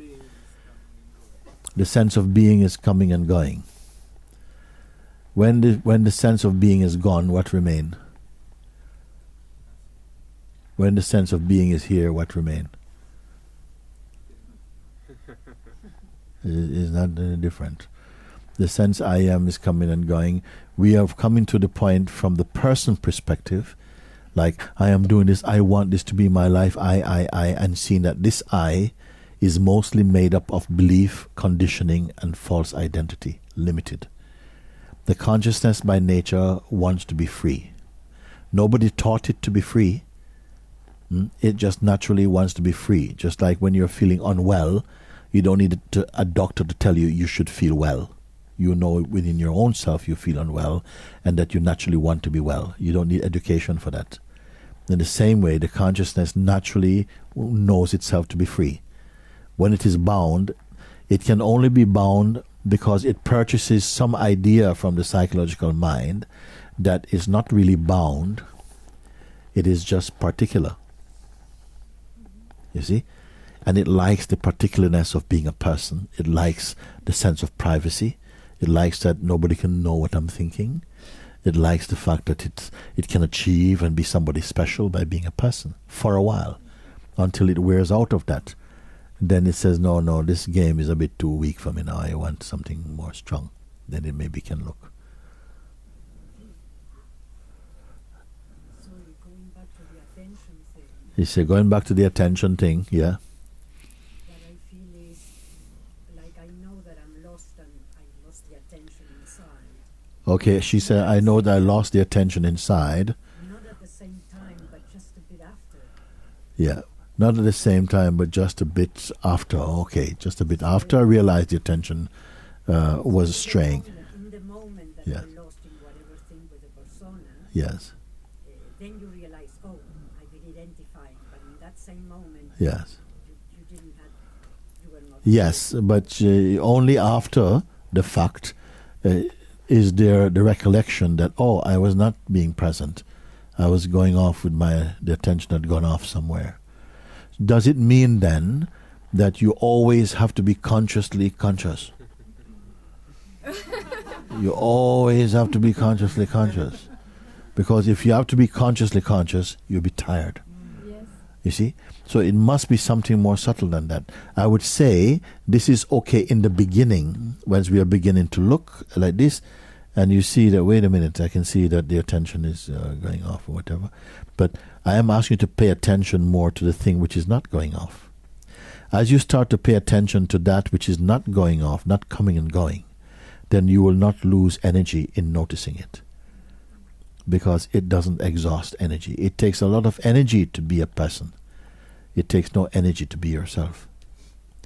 If you keep looking at the space in which the whole theater of consciousness is being performed and acting, but the weakness of that is not busy watching and involved in the story, and yet at the same time it experiences through this body, and yet at the same time it is beyond this body at the same time. I have this really intense experience sometimes when you're speaking of witnessing my body falling asleep. Yes. And it's like, don't do that. But it's so strong sometimes. Yeah. And so I try to keep my eyes open. Yes, yes. Yeah. Sometimes this happens. She says that sometimes I witness my body trying to fall asleep while you're talking. And this sometimes happen because the habit of the psychological identity, which is sharing in our sense of existence, there's an aspect of ourself, a portion of our energy that doesn't seem to want you to wake up. It wants you to stay in the form of the person and just get on with your person things and so on. So it is inclined sometimes when it's just about at the right time to get the right thing, it goes off. So something like this can be like a sense of avoidance. It just goes into like this. But as soon as you're onto it, you're aware of that tendency. You watch him like this each time, and you see that maybe in the past we've just kind of not challenged that. You've just kind of gone along with it. I'm just so tired, I can't do it, or whatever. But when you're aware of it and you see that it could be a form of avoidance in some way, you see, and that something is witnessing that, then it will turn the things around. It turns things around gradually like this. Okay, so just stay with it. Yes, just stay as the awareness alone. You're not the thing which is fluctuating. You're not the thing which is going to sleep. You're not the thing which is waking up. You are there before everything, before every shade, every color. You mention this quite often, to stay with it as a self. Yes, yes. But why does it seem to be so hard to do that? Because the self. You say, why does it seem so hard to stay as the self? It is not hard to stay as the self. It's not the self is experiencing it being hard to be the self, any more than space is trying hard to remain a space. Suppose I were to say to space, look, stop believing you're the wind, and just remember you're space. It is like that, in a way. But because all along we are always a self, even in a limited expression. You see, when the self is identified, when the pure self is identified with limitation, you see, its behavior, it comes into a kind of behavior, and this behavior tends to be to disregard or to ignore or to be lazy, or these kind of characteristics can come. But as soon as you are in this kind of environment for a while, things relax a lot more easily. You come to see that I'm naturally in this state without trying. The sense I am, whenever you feel yourself, it is the I am. If you don't add any story into it, you're the I am. The story comes for the person mostly, not so much for the I am. And this will gradually become more simple and natural for you until it becomes effortless again. All witnessing of your fluctuating states, the witnessing or the observing of all these things that come and go, that is occurring to the I am itself. It is the witness. It is the deity of the waking state. Relative to all else, the position of the unmixed, the unassociated presence, the feeling I am, unmixed, that is the witness that you must first know yourself to be. It is from here that even the subtlest movement of thought and feeling and desire and all of these things are perceived in the I am. You see, in the I am first. When you have come to see that that everything is occurring to this sense of being, when you're aware that you exist, and then that existence is not merely a person, but more the existence of consciousness, inside which even the sense of the person seems to be a creative movement, like a mask inside it, then you're getting established in the sense I am. When you're sufficiently established in the sense I am, it will gradually become clear that even now the sense I am begin to be seen phenomenally. When you're in the position to perceive the sense I am to be phenomenal, you're in the unspeakable. You will not have any questions there. Just a few, just to confirm your state, that's all. But that doesn't mean you kill the I am or something. The sense I am, which is what I may call the dynamic aspect of consciousness, through which we have experiencing, and the sense of even Satsang needs this dynamic consciousness in order to inquire and to look and to introspect and transcend, all of that is to do with the dynamic consciousness. Only when you have made full use of the dynamic consciousness to recognize your absoluteness as the unchanging, the absolute unchanging one, then you will say that your questions will be finished, all the questions will be finished. And it doesn't mean that then you are willing to drop the body drops immediately because of that. The body can be there, even other bodies can come after this, but delusions are over. As you come to see that your consciousness is pure, and it in fact purifies the world. So it's not that you see the world as being, oh, the world is so terrible and now I'm the pure consciousness.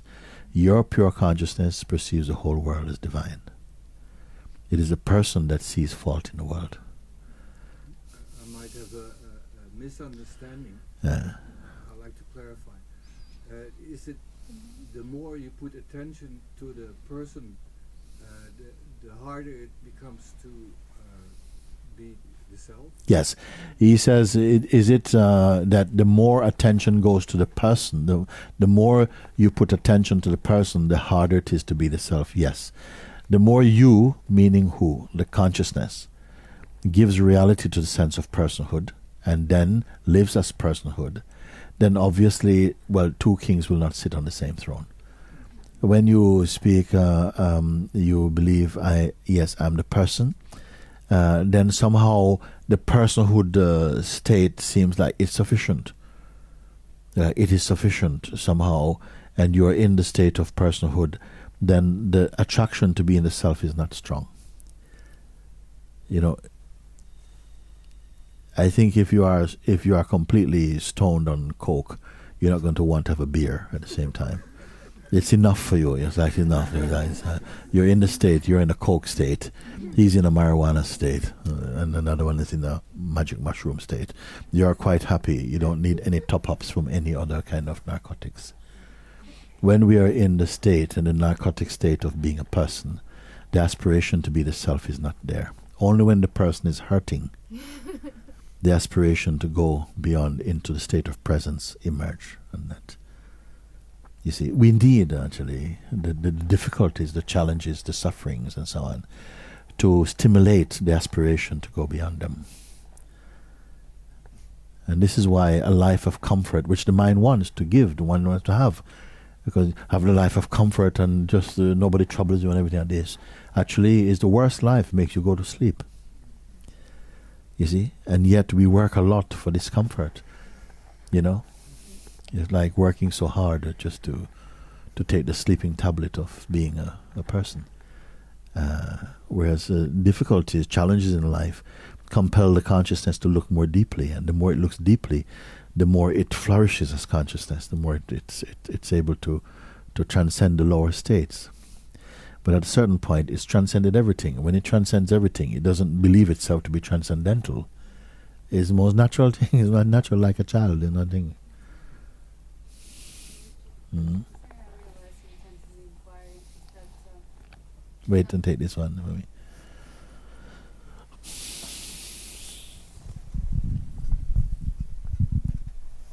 Something I realized during the inquiry is that sometimes there's a voice that, while I'm observing, that says, okay, I'm not this. But sometimes I see that this voice is just not true as well, because it's still like a denial, or it's still in the same bubble. And only then when I see like the whole bubble in front of me, I see this is the whole thing running in front, and I'm here. Yes.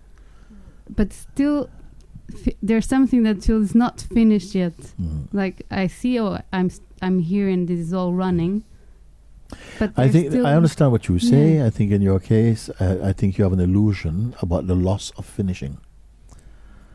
There is still something that's playing there that, you know, if I really finish, then that's really the absolute end of fun, or something like this. Something is still playing as though, like, to finish in that way, it's like, you know, it's like an event. It's like, okay, now the race is finished. Now what am I going to do with my shorts, and what am I going to do with my thing?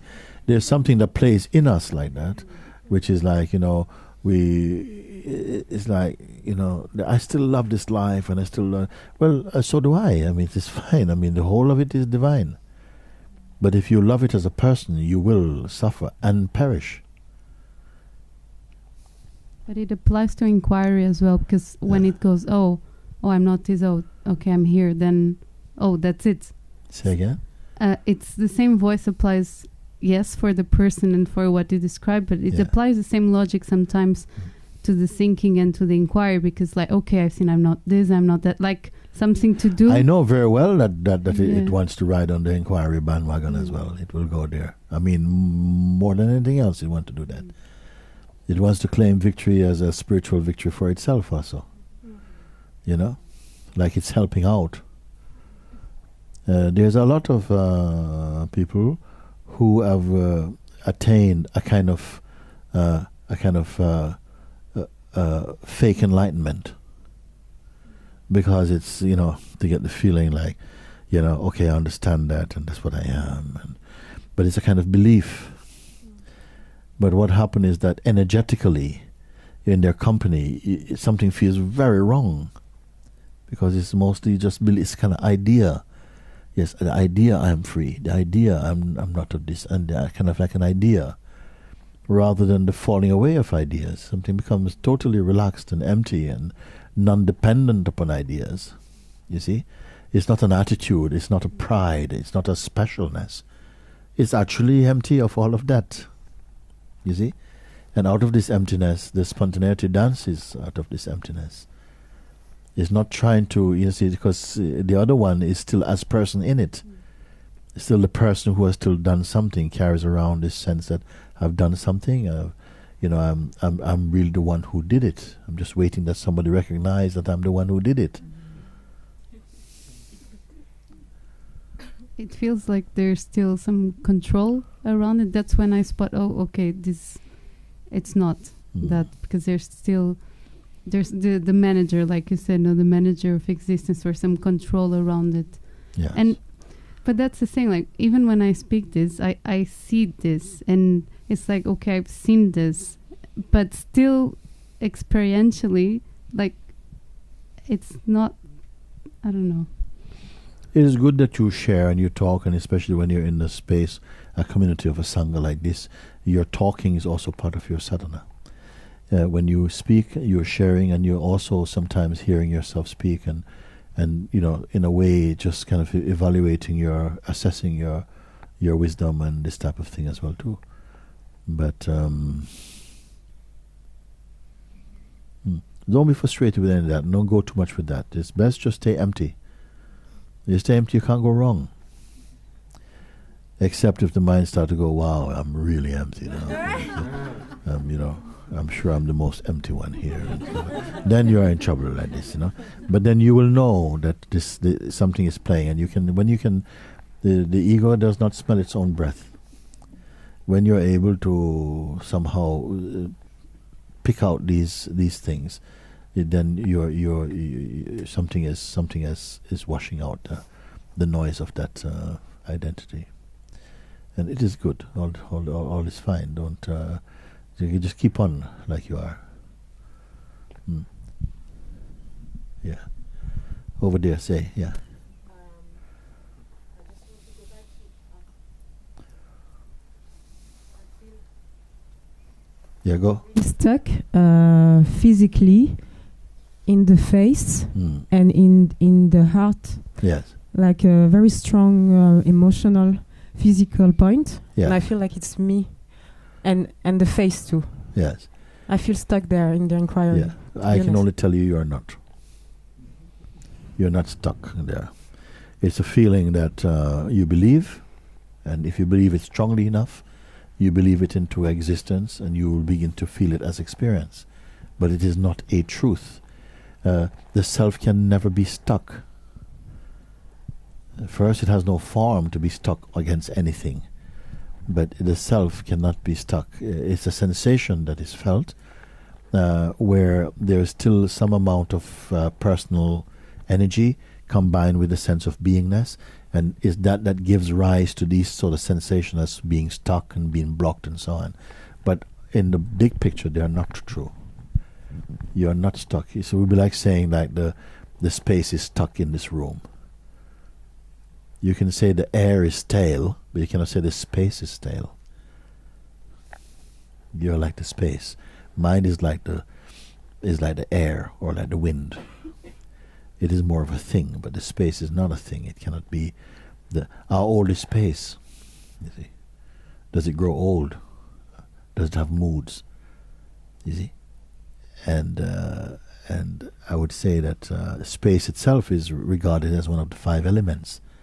So it is phenomenal in a sense, and yet it is perceived in the self, which is infinitely more subtle than even space. So yourself is like this space, you know. It cannot be stuck. It's just a sensation. It's just a feeling. Don't give too much reality or any reality to that feeling. If you feel stuck, just say there's a sensation of stuckness here, but don't believe it too deeply, like it's a kind of fact or truth, and it will wear out. The important thing is that if it's not given significance, it loses power and it just begins to thaw out. But if it has belief in it, belief is the most powerful thing you can do, the most powerful service you can do in life, because what you believe you make true for yourself. If you just see it as a sensation, then it will change, as everything else is compelled to do. Everything that is elemental, everything that is phenomenal, everything that is perceivable is subject to change. Also, I'll see that the seeing is not clean. Like it's a girl looking, and sometimes a history looking, and. But what is looking at that? Because you've heard me use the example before. In Satsang one time, I was asking someone, who is looking out from behind those eyes? Who is looking out? And he said, conditioning is looking out. I was very pleased. I felt, oh, it's good. But who is looking at the conditioning looking out? You are behind all. Everything starts after you. Just we have a strong sense, or habitually a sense of identity that has been firmed up because of habit, and then we take that to be a fact, and we tend to start from that place. But gradually you'll come to see that these are just sensations in consciousness, and at a certain point you're going to ignore all of them, you know, and not to your peril. It's not that you're going to ignore them and it's a great loss that you do it. It will be a great thing. You say, my God, I thought these things were so important for so long. Evolution or maturity in this life is just about how much you forget. How much you remember just keeps your head noisy with things that you believe to be true. And it's not necessarily how much you forget. I don't mean you actively try to forget anything. You forget, you may say, or it gets bleached out of consciousness as you come to see what you truly are rather than what you appear to be. If you're a person needs a lot of information and belief to keep going as a person. Even people who are working in daily life, you know, they only give you 2 or 3 weeks holiday a year, because more than that, and you don't want to go back to work. No, most people, not everybody. I mean, some people love their work totally, but after a while, something just lose the connection with things like that. If you're not grounded in the heart with it, some work you're clearly meant to be doing, it is deeply linked to your. You'll use that work to evolve spiritually, if we're using that. And the other work that we are doing, especially if you have the idea that you're just working for money, that you will not learn so fast from that, because the attitude is not truthful. You see? I can feel that the love is seen and the joy is seen, and I also seen that attention, and I'm leaving on Monday, and I also can see that my brain is like telling me that, oh, only be, or you have to do that, or like special things coming up. And my question is that in the inquiry, is it important to the thing what is like really in this felt is like a big light who wants to turn back. It can be put in many ways, and I'm happy that we learn and see things in lots of different ways. This is a very healthy way of perceiving. We should never perceive only in one way. You see, I mean, all of this life, because the human intellect and human capacity, mental and psychological capacity is so limited that if it were to learn from just one place, it would just develop bigotry and and fascist thoughts and so on. It is very, very good that we learn from many different ways of looking at things. We don't have to go about doing that. Life provides everything you need. So I go on Monday. Yes. And I go with this life. Yes. And if it happens that I had to go to the forest alone, I do it. If it happens that I want to make a pasta, I do that. Yes. Is it simple as that? Yes, it is simple. Phenomenally, that is simple enough. What is important today is that today is not Monday, today is Saturday. Yes. And today you can find out all you need to find out. You don't have to worry about tomorrow or Monday, in the sense that it becomes, in a little bit way, you can say irrelevant, But life still goes on. If you're a mother, you still be a mother. If you're somewhere, you still work. But something will have changed. The place from where you are looking from will have become much vaster than that. You see? I'm not telling anybody to go and kill your life. I'm just saying you can come more deeply into your seeing. As you come more deeply into your seeing, what is not in service to your truth will fall away by itself. You don't have to do anything about it. And if you understood, if you understand what I'm speaking, I pray that grace also, that you're opening your heart to grace, because there are many things that, without grace, the person is still present and think that it's the person doing it. Grace helps to remove the sense of the person and help you to recognize that you are consciousness, introspecting into consciousness through consciousness. And this is the important thing. Otherwise, we are still retaining the sense of a person doing something to become the imperson. So it's not like that. All of this is God's will, God's grace and love that allows us to come and look and to come out of the suffering state of personhood and the arrogance of personhood, and to begin to experience and clarify and enjoy your divinity as wholeness. And this wholeness and holiness is not different. You see.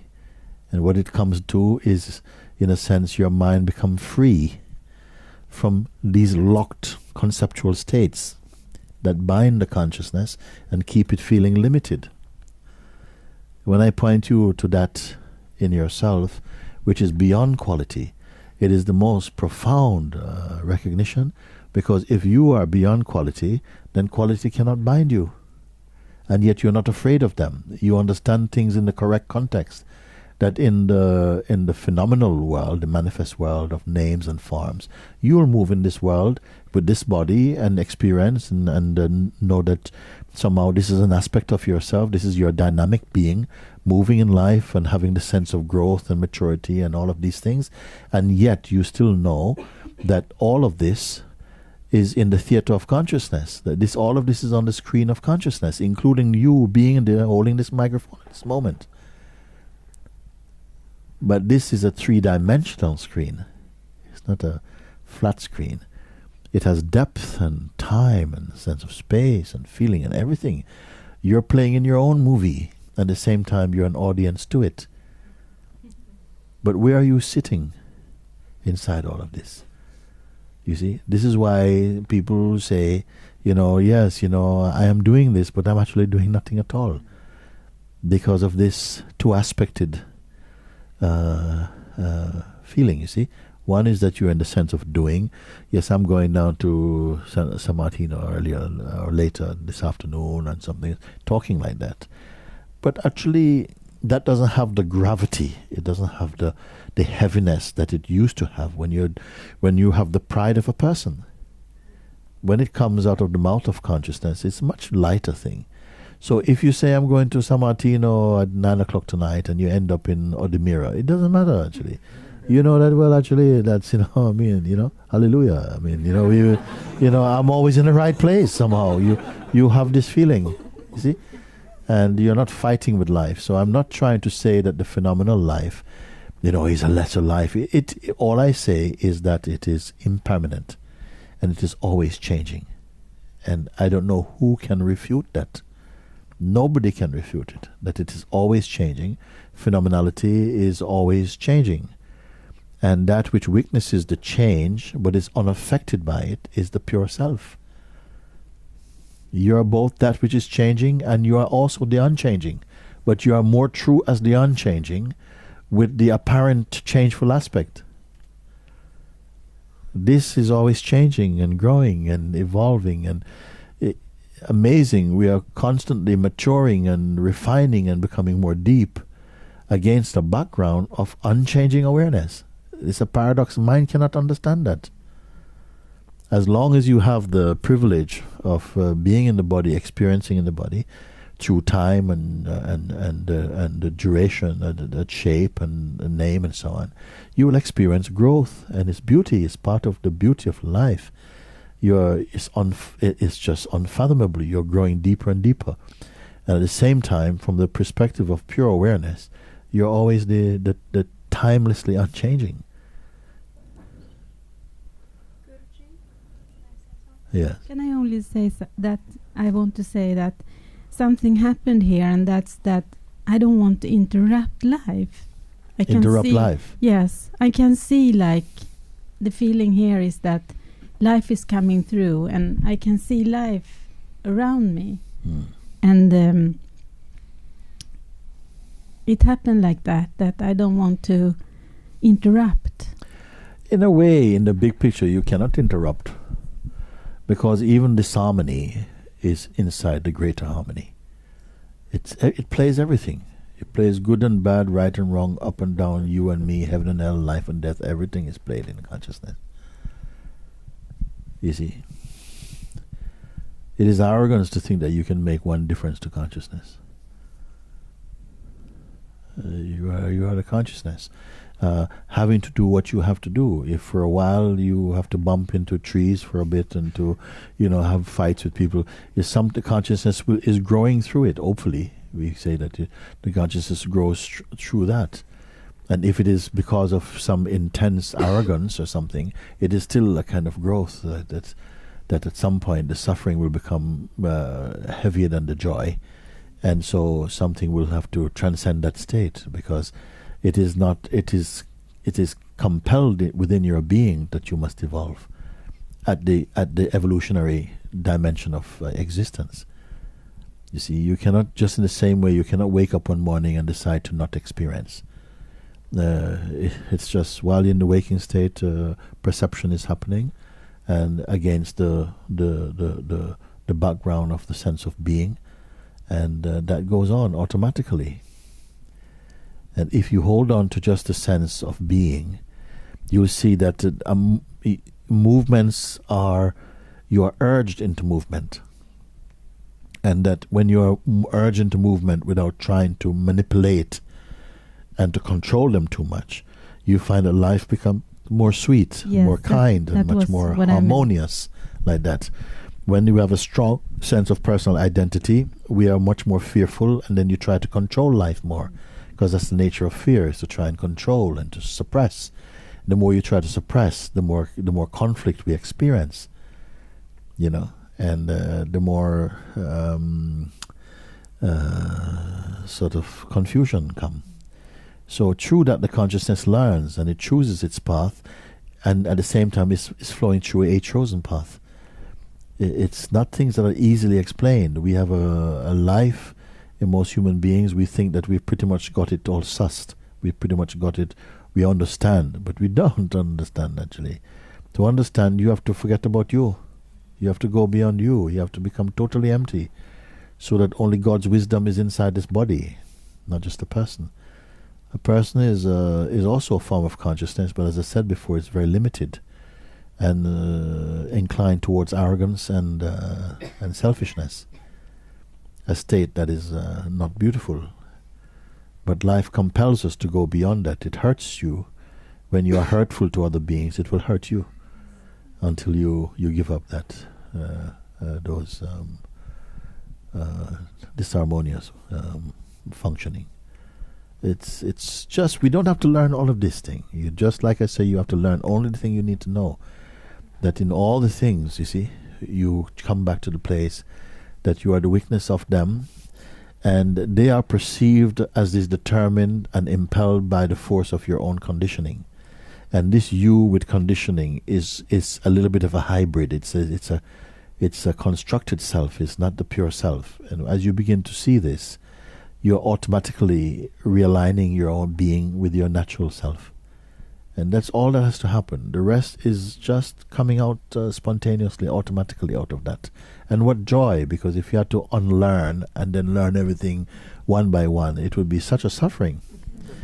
This is grace, and this is why I feel the more you feel inclined to show gratitude to life and to say thank you for even the taste of experiencing, and thanks for the senses are functioning fine, and I can use my mind in the correct way to try and solve this mystery of and this to transcend the power of delusions and so on.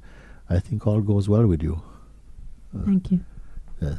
I was just thinking that the purpose of the inquiry is actually to bring you back to yourself. Yes, the purpose of the inquiry says is to bring you back to yourself.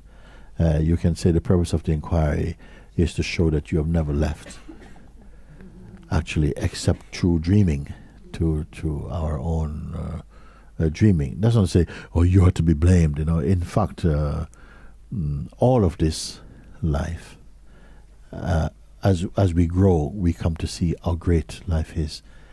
That it caters to not just the taste, but the needs of every living being. That we get what we need, and the great thing about life is not about how long you live, but just how true you are. That is the greater measuring stick, if you want to say one. Not how long you live, but the depth and the understanding you have attained as to your true nature. That is the most important. Guruji, bisogno della traduzione? Yes. Prima, grazie. Prego. Quando ascolto la tua voce, il suono. So when she listens to the sound of your voice, Let us speak also in the mic. Sento uscire da un centro che è il cuore, perché arriva al cuore, e sento uno stato di grazia. E questo ego. so the sound of your voice goes directly into her being and directly into her heart, and she feels completely her heart. Yeah. And so she wants to know if it is ego that is. What? No, she's saying that then the ego. Yeah. Oh, then the ego. Okay. Ego. Voglio sapere se è ancora ego, perché si sente il suono. Chi dice questo suono? Che cos'è? È una sensazione, quindi nelle sensazioni c'è ancora l'ego. She says, because she has this strong sensation coming from receiving your words, she's wondering whether this is still in the realm of ego, because it's very much into this feeling. Yes. It's a sensation. See. I'm going to say yes, but a good yes. It's a good yes in the sense that it is in the form of ego, because almost everything, while we have the sense of identity, we are still perceiving in the realm of ego, nature, no? Dice di sì, però è un buon sì, nel senso che tutto questo avviene sempre nel regno, diciamo, dell'identità, dell'ego. But I said it's a good yes, my answer, because to have this kind of response to truth is what I would call a sattvic response, which means that the heart, our own heart and mind, is sufficiently open to be touched by words that point you to the truth. La sua risposta era un buon sì, perché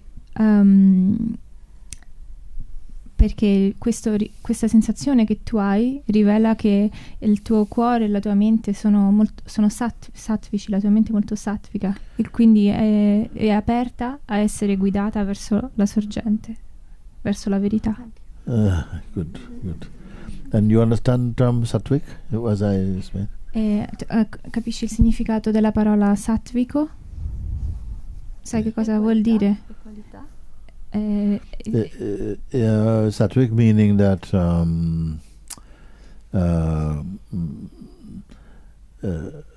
higher form of consciousness, within the realm of phenomenality.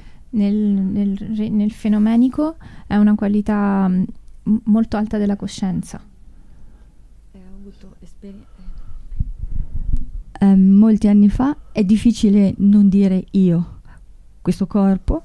Ha avuto esperienza di non duale, però come se non fosse rimasto impresso, è un po' ballerino. She's saying that she had experience of non-duality, of state of a non-dual state. Yes. But this state has not remained stable, and it's kind of coming and going. Yes, for now. Yeah. Per adesso. Because what happened generally, for as long as the sense of personhood persists, fin tanto che persiste il senso della persona, as the person becomes more refined in consciousness, mentre quando la persona comincia ad essere più rifinita, più sottile nella coscienza, assorbita nella coscienza, they will be experiencing flashes or moments of no mind, pure awareness, no mind. La persona comincerà ad avere esperienze o come dei flash di stati di non mente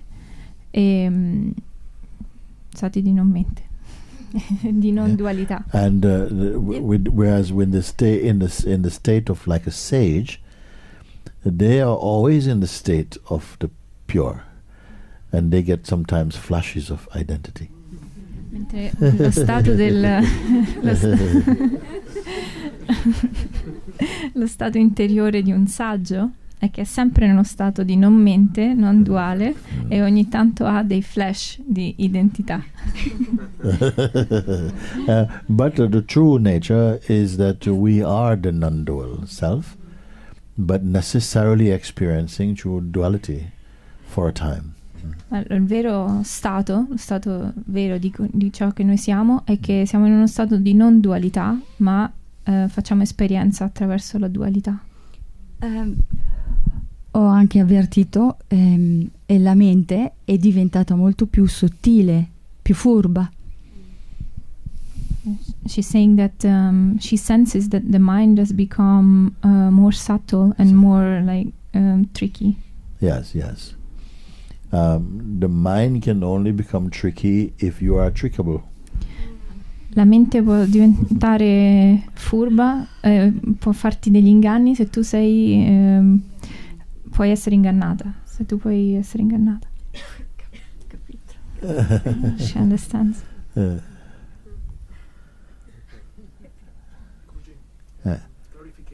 Before, if I'm not wrong, you said when maybe you take it. Before you said when you are in the position to see the pure presence, you are in the unspeakable. In the pure presence, there is still individuality. Some individuality. Duality is not an error. Duality is not a mistake. Duality is a necessary tool in order to allow consciousness to have the taste of experiencing. Experiencing necessitates duality,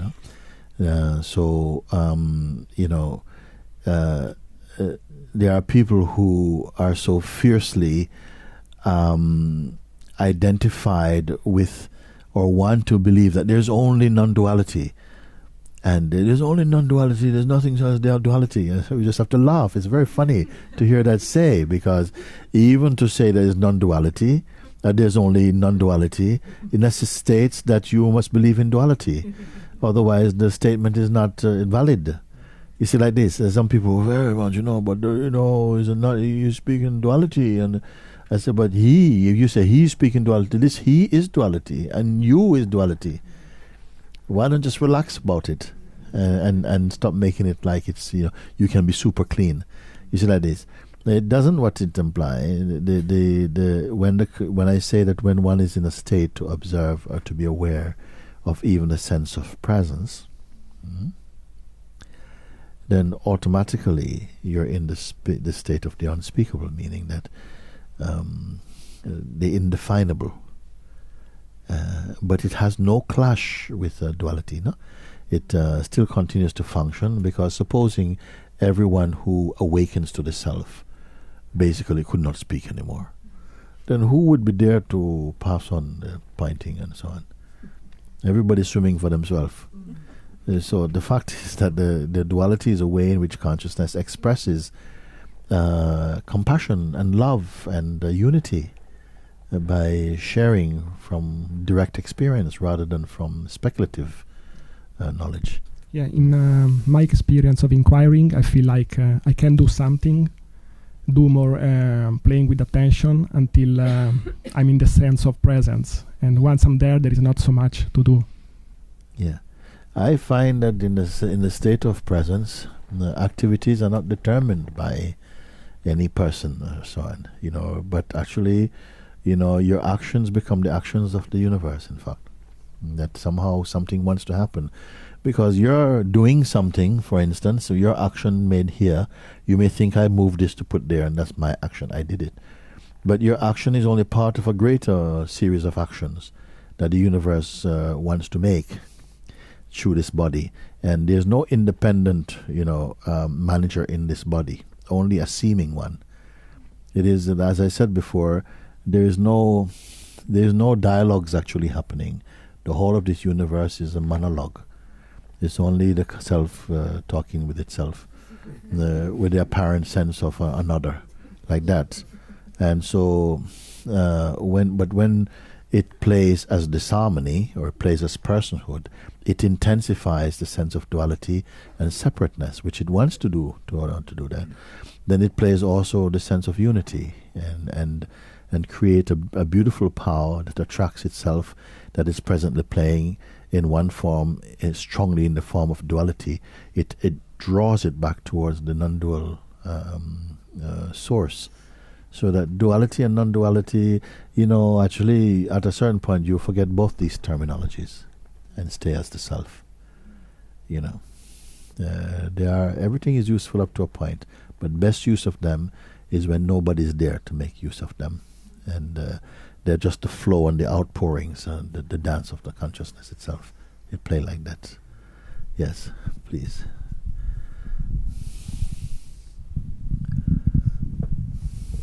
Thank you. Thank you. I feel I understand the sense of I am. Yes. And with this, I understand also that nothing can bother you, because nothing happened to you, and the other person is also, when some actions come from other person, you can see that there's not that person. So you must actually see that authentically. Not just believe that, because sometimes you feel, well, if you're the consciousness, then nothing's really happening to you, so nothing's happened to anybody, and then after a while we go into some big talk like this. What actually happens is that understanding keeps maturing and developing. It takes over time. It grows into a beautiful completeness, where it's not just about the knowledge of it, but you are the actuality of it also. Of the knowledge. Still, I don't understand yet how I don't know if the word is correct, to do inquiry. You know, if I have it's a situation that need inquiry because you don't reach that state of consciousness. I still don't understand, or the mind doesn't understand how to do it. Actually, I have already put the seed in you about more about it, and you'll find that as time goes on, you may just find that you are inquiring without any even intention to inquire.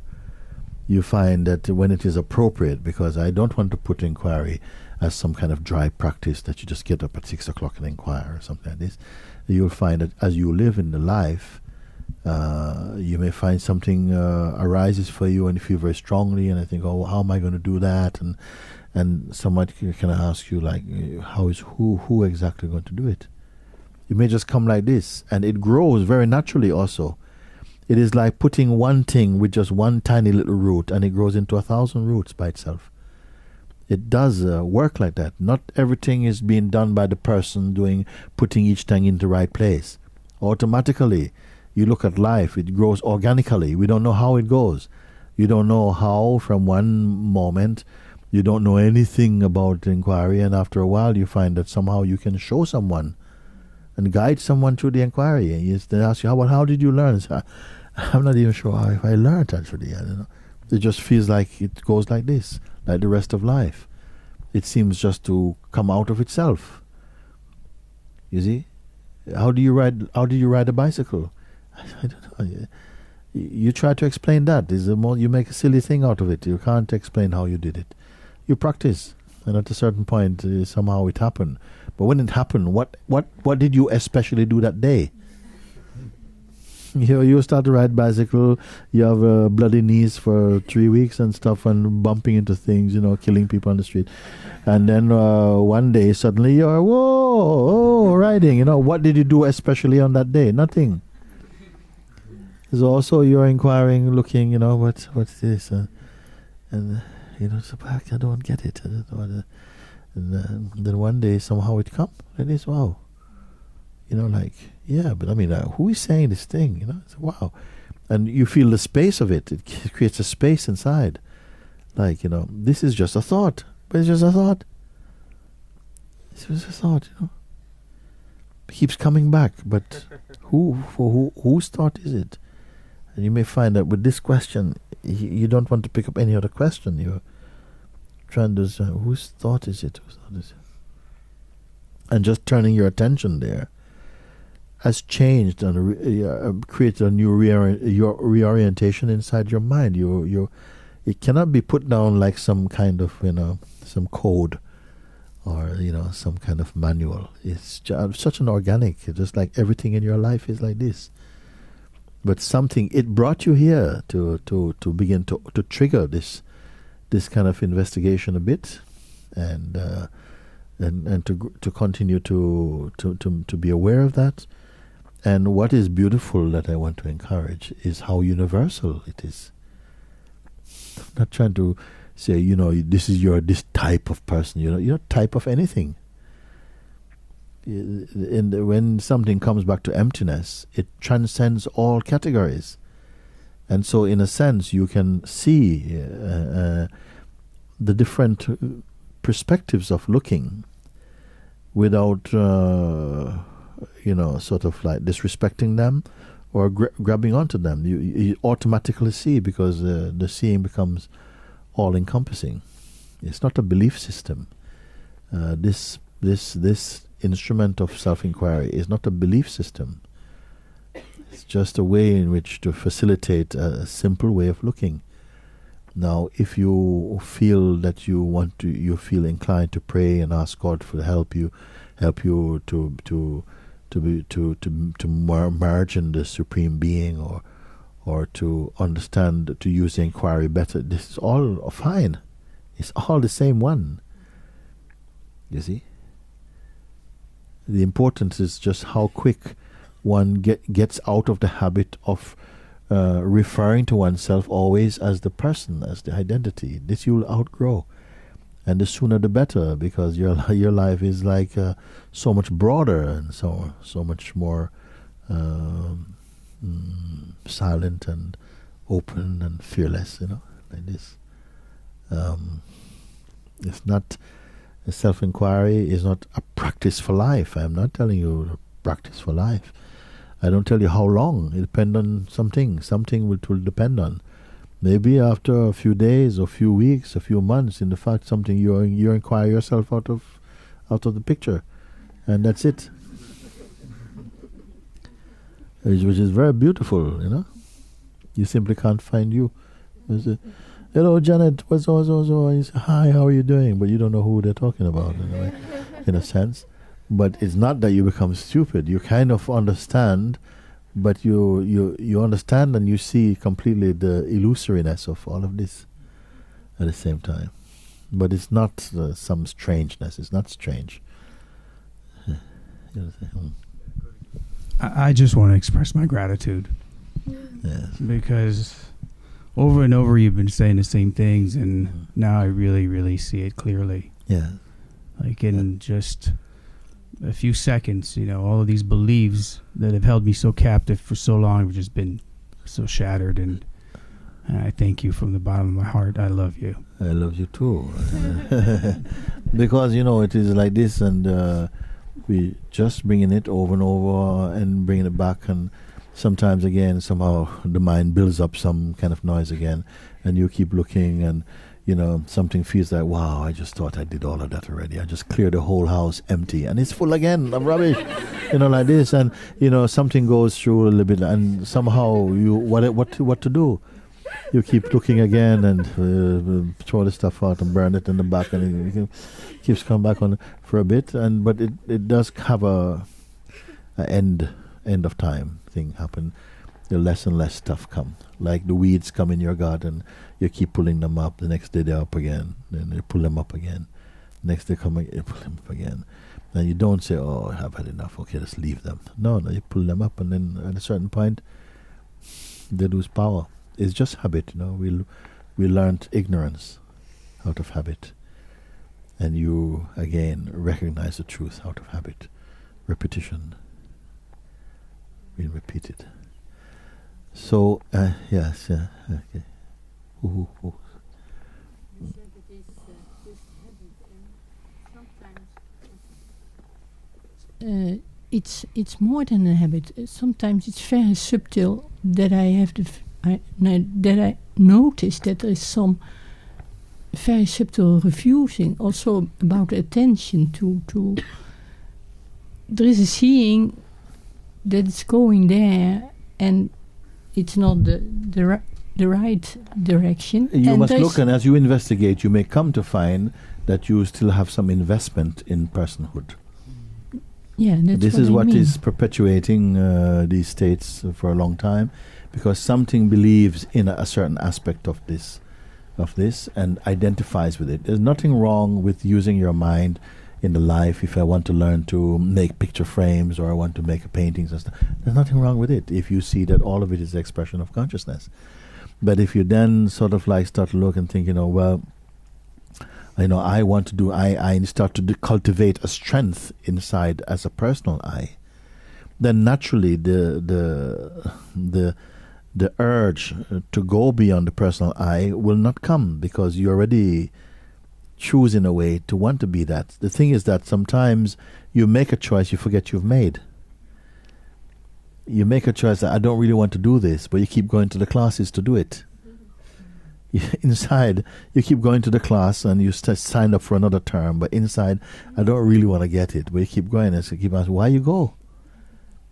And if you look, say, actually, because I like the teacher, or something, or whatever, is not good enough motive.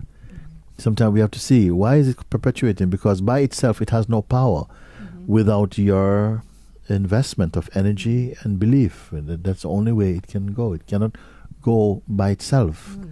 A belief cannot develop by itself. It has to be somebody's belief. You see?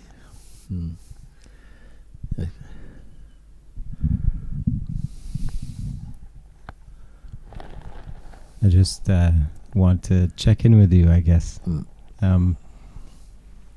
I don't really have any idea of what's going on with this life at all, which is actually kind of nice.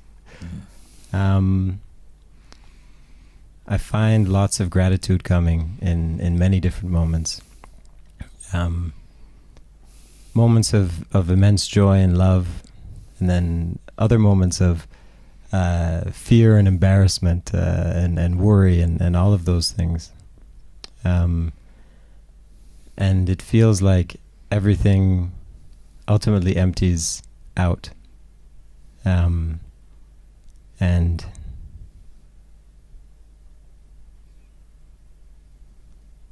a lot of gratitude comes from that.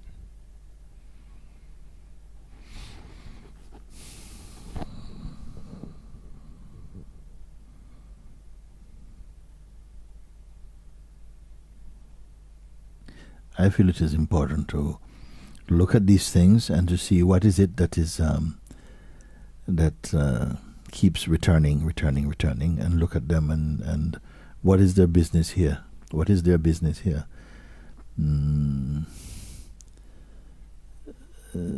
I have met people who have had a kind of awakening experience and then go back into some invested duality and then lose or get covered up this light that's pouring from them, and then come back to satsang to kind of like, rekindle the light or something like that.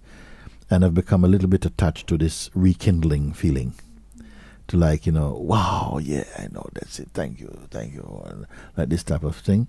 And otherwise, once you've looked a few times and really looked at something and see that it has no value or any reality apart from a superficial appearance, then with the pulling away of your interest, that thing diminishes in potency, and after a short time it ceases to be relevant for you. It doesn't anymore feature in your self-assessment or something like this, So if it keeps going on, it's getting fuel from somewhere. It must be getting fuel, and then you can look and see where is the fuel coming from. This much is possible, but the aspiration inside, the urge to do it, must also be there. And that, you see. So, we're good for the moment. I don't expect by any means that, okay, it's finished, we've done it, okay, and like this. But I hope that somehow you have a sense of, who you are. When you say I, yes, but you see, the thing is, in my life, my trouble is that something must stop this and think, wait, who is speaking this thing? And at a certain point, you start to see, it's nonsense, actually, it's nonsense. Why keep saying this thing? Not something outside says, stop talking like that because, you're now a monk. No. But you start to look and say, wait, but that's not true. That's just another kind of idea. Then what is true? Is there something true that is true? You see, and this little kind of inquiries begin, and their yielding is so amazing, you see. Just like you put a little bit of yeast, and it makes such a big effect. A little bit of inquiry that produces such a tremendous effect, and power. You see. So I wanted to have this. I don't know how successful it is, but of just trying to again keep opening up this opening up this box, opening up the window a little bit, looking, and get more familiar with this. Don't be frightened by the inquiry. It is your friend. It is a tool, in the pocket of your heart you can use, and you keep looking, and this is all I am sharing anyway, over and over, and gradually you come to see, well, wait a minute, but things are so simple. The life can be very simple, and at the same time be complete. Simple but complete. Effortless but totally satisfying. And what can I really lose apart from delusion? Then will you weep for losing delusions? Because sometimes we want to invest in some delusion. This is also an expression of consciousness. It wants to invest some energy into some delusion. You know? Because every part of it, including delusion, is part of consciousness. It wants to believe in something and play. It wants to create imaginary things and stuff. And of course, this is what consciousness does. It's one of the expressions of consciousness. But the great expression of consciousness is a self-reflection.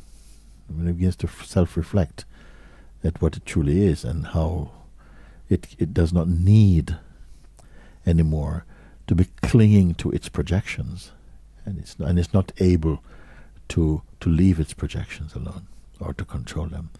And aspiration grow inside, and as it begins to look, and there is no joy that can compare with the joy of self-reflection, because it strips the being from all this clutter, and in this total nakedness, you're in the height of your essence, and this is the invitation of Satsang.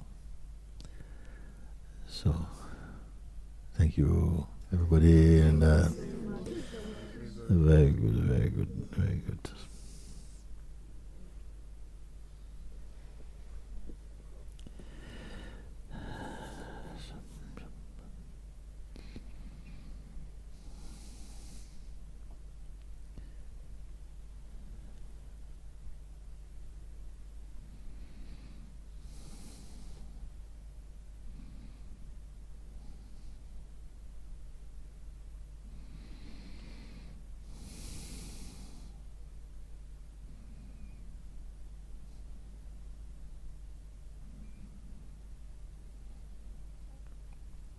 As you move in this, wherever you find yourself, as you move in this, and feel the space that is the awareness itself. You feel the space of awareness, and you feel the functioning of perception, of the senses and everything.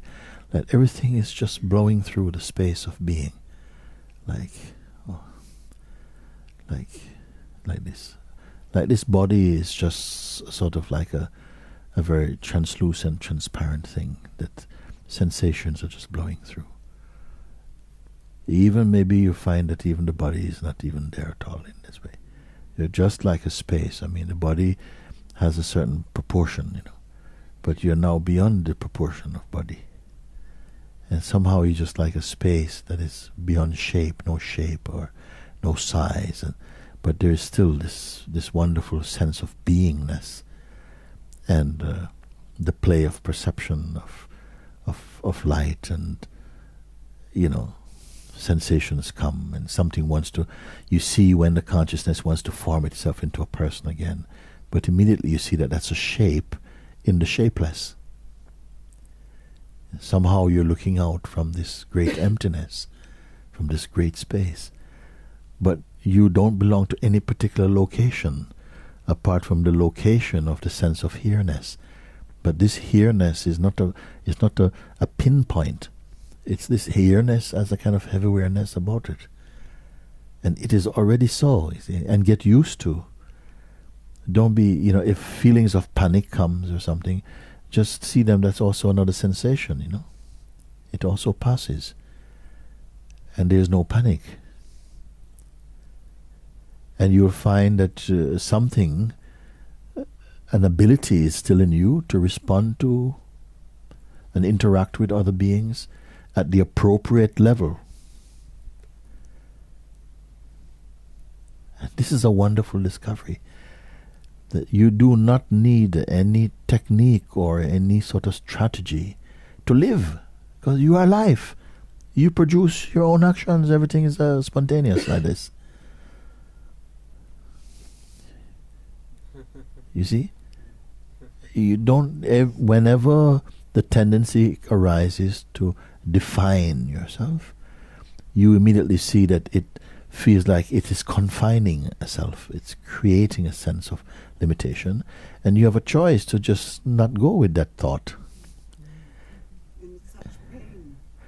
It becomes painful, and this is your gift.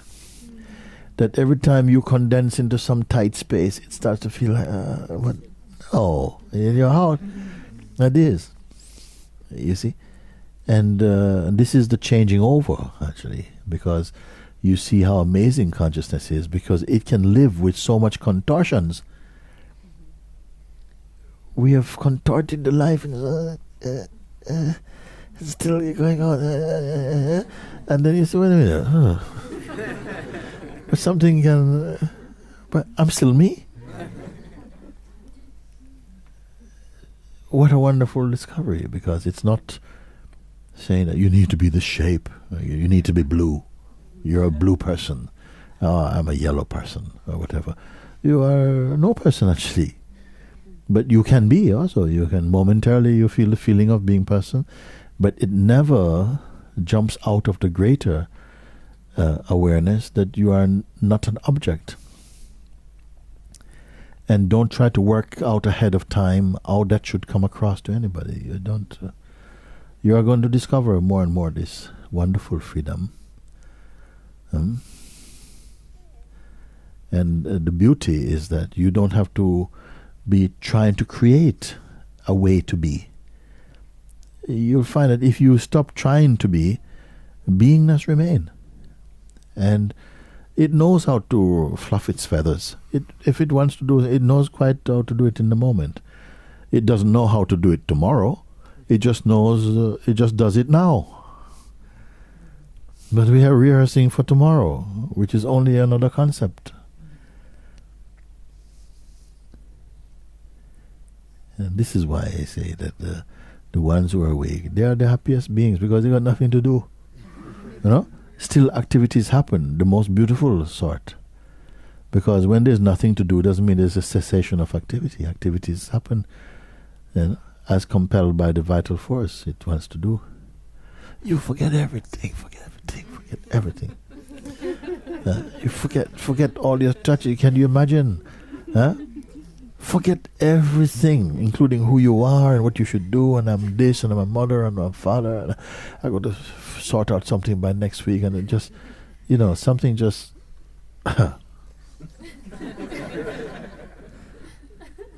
Now, can you bear the world saying, well, you're a very irresponsible person? You see? Yeah, it's okay.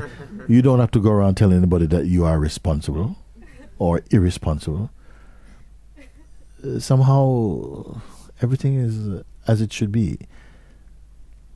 You may find after the most beautiful satsang, you leave and go out and get into a big fight with someone. And something goes, well, this shouldn't happen. I was feeling so peaceful. I really felt that, I was walking with angels. Where did this Satan come from? You say, you know what? You can come. There's space for you also. You have a big argument, but inside something empty. Like, I don't want to say how you should feel. You should be okay to feel any way. This is a feeling instrument. You see? But when we start to give, judgments about, the price of this and what this means and so on, the interpreting tendencies, they create a little bit of a bad smell. You can be totally empty, and even when you forget to be empty, that just kind of that's another idea arising in emptiness. Here you are to be empty, then you feel, oh my God, there was for 15 minutes I was not empty. Well, that's another idea in emptiness. You like this. I mean, the whole thing is so beautiful. What to say about it? The whole thing is so beautiful, and also, nothing is wrong with you, except how you use this thing.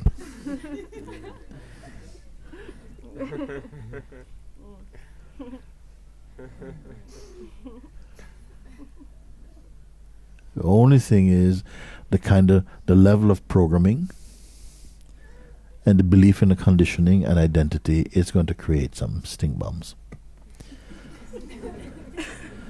which then the world has to suffer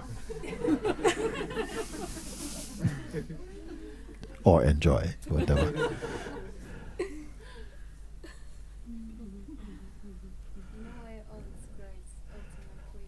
Why only in a way? All is the grace. When you see the all is grace, when you think only something is grace, that is disgrace. All is grace. The wise ones see, that even when something hit on the foot, and something does come out of it, but they don't necessarily sit and wait. What's going to come out of this? They just move on. You may not learn your lesson until next week, 1 week after the incident, or maybe never. We don't know. But something is okay about it, huh? So.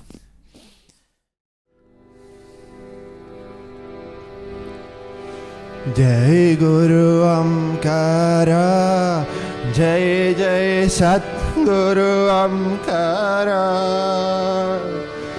Jai Guru Amkara, Jai Jai Sat Guru Amkara, Brahma Vishnu Sadashiva, Har Har Har Har Mahadeva, Brahma Vishnu Sadashiva, Har Har Har Har Mahadeva, Jai Guru Amkara, Jai Jai Sat Guru Amkara,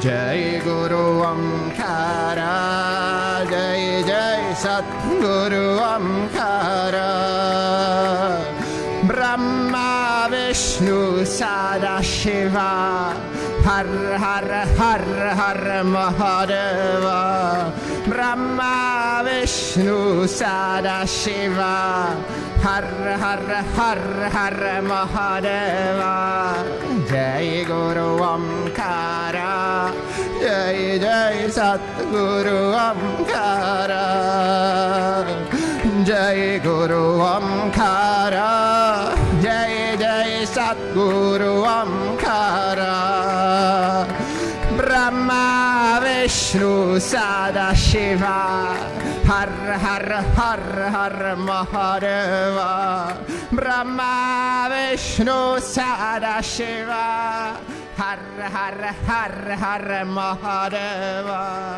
Jai Guru Amkara, Jai Jai Sat Guru Amkara, Jai Guru Amkara, Jai Jai Sat Guru Amkara, Brahma Vishnu Sadashiva, Har Har Har Har Mahadeva, Brahma Vishnu Sadashiva, Har Har Har Har Mahadeva, Jai Guru Amkara, Jai Jai Sat Guru Amkara, Jai Guru Amkara, Jai Jai Sat Guru Amkara, Brahma Vishnu Sadashiva, Har Har Har Har Mahadeva, Brahma Vishnu Sadashiva, Har Har Har Har Mahadeva, Brahma Vishnu Sadashiva, Har Har Har Har Mahadeva, Brahma Vishnu Sadashiva, Har Har Har Har Mahadeva, Jai Guru Amkara, Jai Jai Sat Guru Amkara, Jai Guru Amkara, Jai Jai Sat Guru Amkara, Jai Guru, Jai Guru, Jai Guru, Jai Guru, Jai Guru, Jai Guru, Jai Guru, Jai Guru Amkara, Jai Guru Amkara, Jai Guru Deva, Jai Guru Deva, Jai Guru Deva, Jai Guru Deva, Jai Guru Deva, Jai Guru Deva, Jai Guru Deva, Jai Guru Deva, Jai Guru Amkara, Jai Jai Satguru Amkara, Jai Guru Amkara, Jai Jai Satguru Amkara, Brahma Vishnu Sadashiva, Har Har Har Har Mahadeva, Brahma Vishnu Sadashiva, Har Har Har Har Mahadeva, Jai Guru Amkara.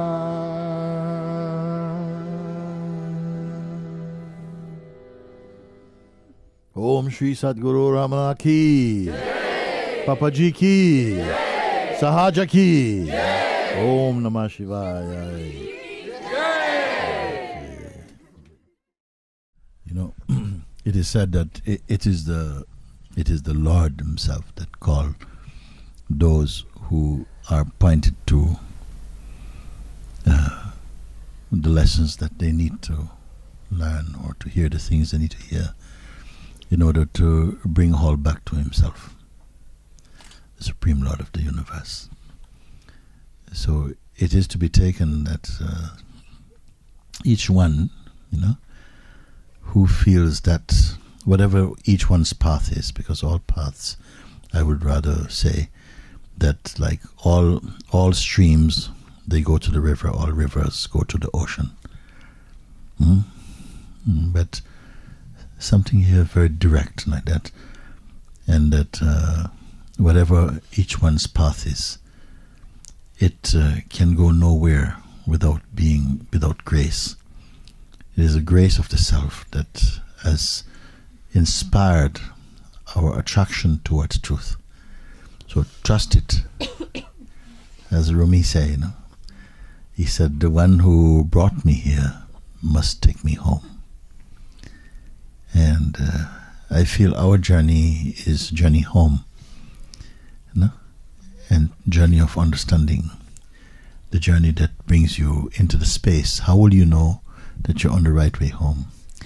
When you begin to experience more space in yourself, more silence and peace, when you feel openness in your heart, and not judgment towards any being, but feeling more empathy with them, understanding, loving kindness, when you feel the joy of contemplation. All these are the signs along the way. But eventually, somehow, you do come to some point where the journey is seen as a journey inside the dream. You realize, but I've always been here. But you don't regret the dream.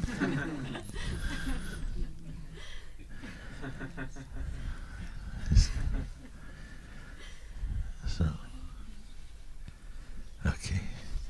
So very good. I'm much enjoyed today sitting together like this and looking into, as I said before, the subject I feel is the most important subject in the human kingdom. That we can talk about these things on this planet. You know, Mooji, when you talk about it, just something happens. That's all.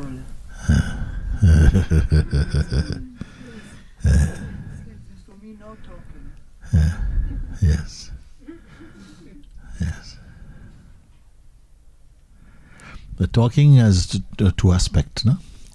One is to communicate the concept into the heart through the intellect of the being. That's one. But it has another aspect, the vibration aspect. The vibration mean that you don't even have to speak the language. You see, you don't have to speak the same language, because this is the language of vibration, of synchronicity, of beingness. It's the heart language. And so we speak, and somehow you simply find that you come to understand, but you don't know how. It's not words necessarily, like this.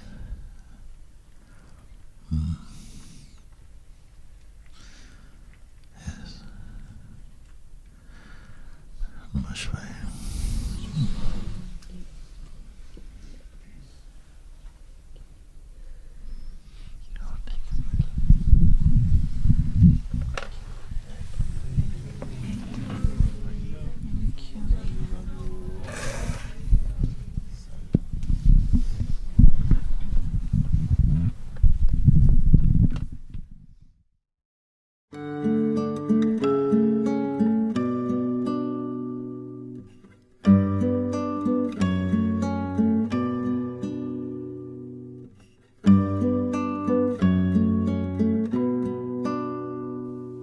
You give nothingness to nothingness.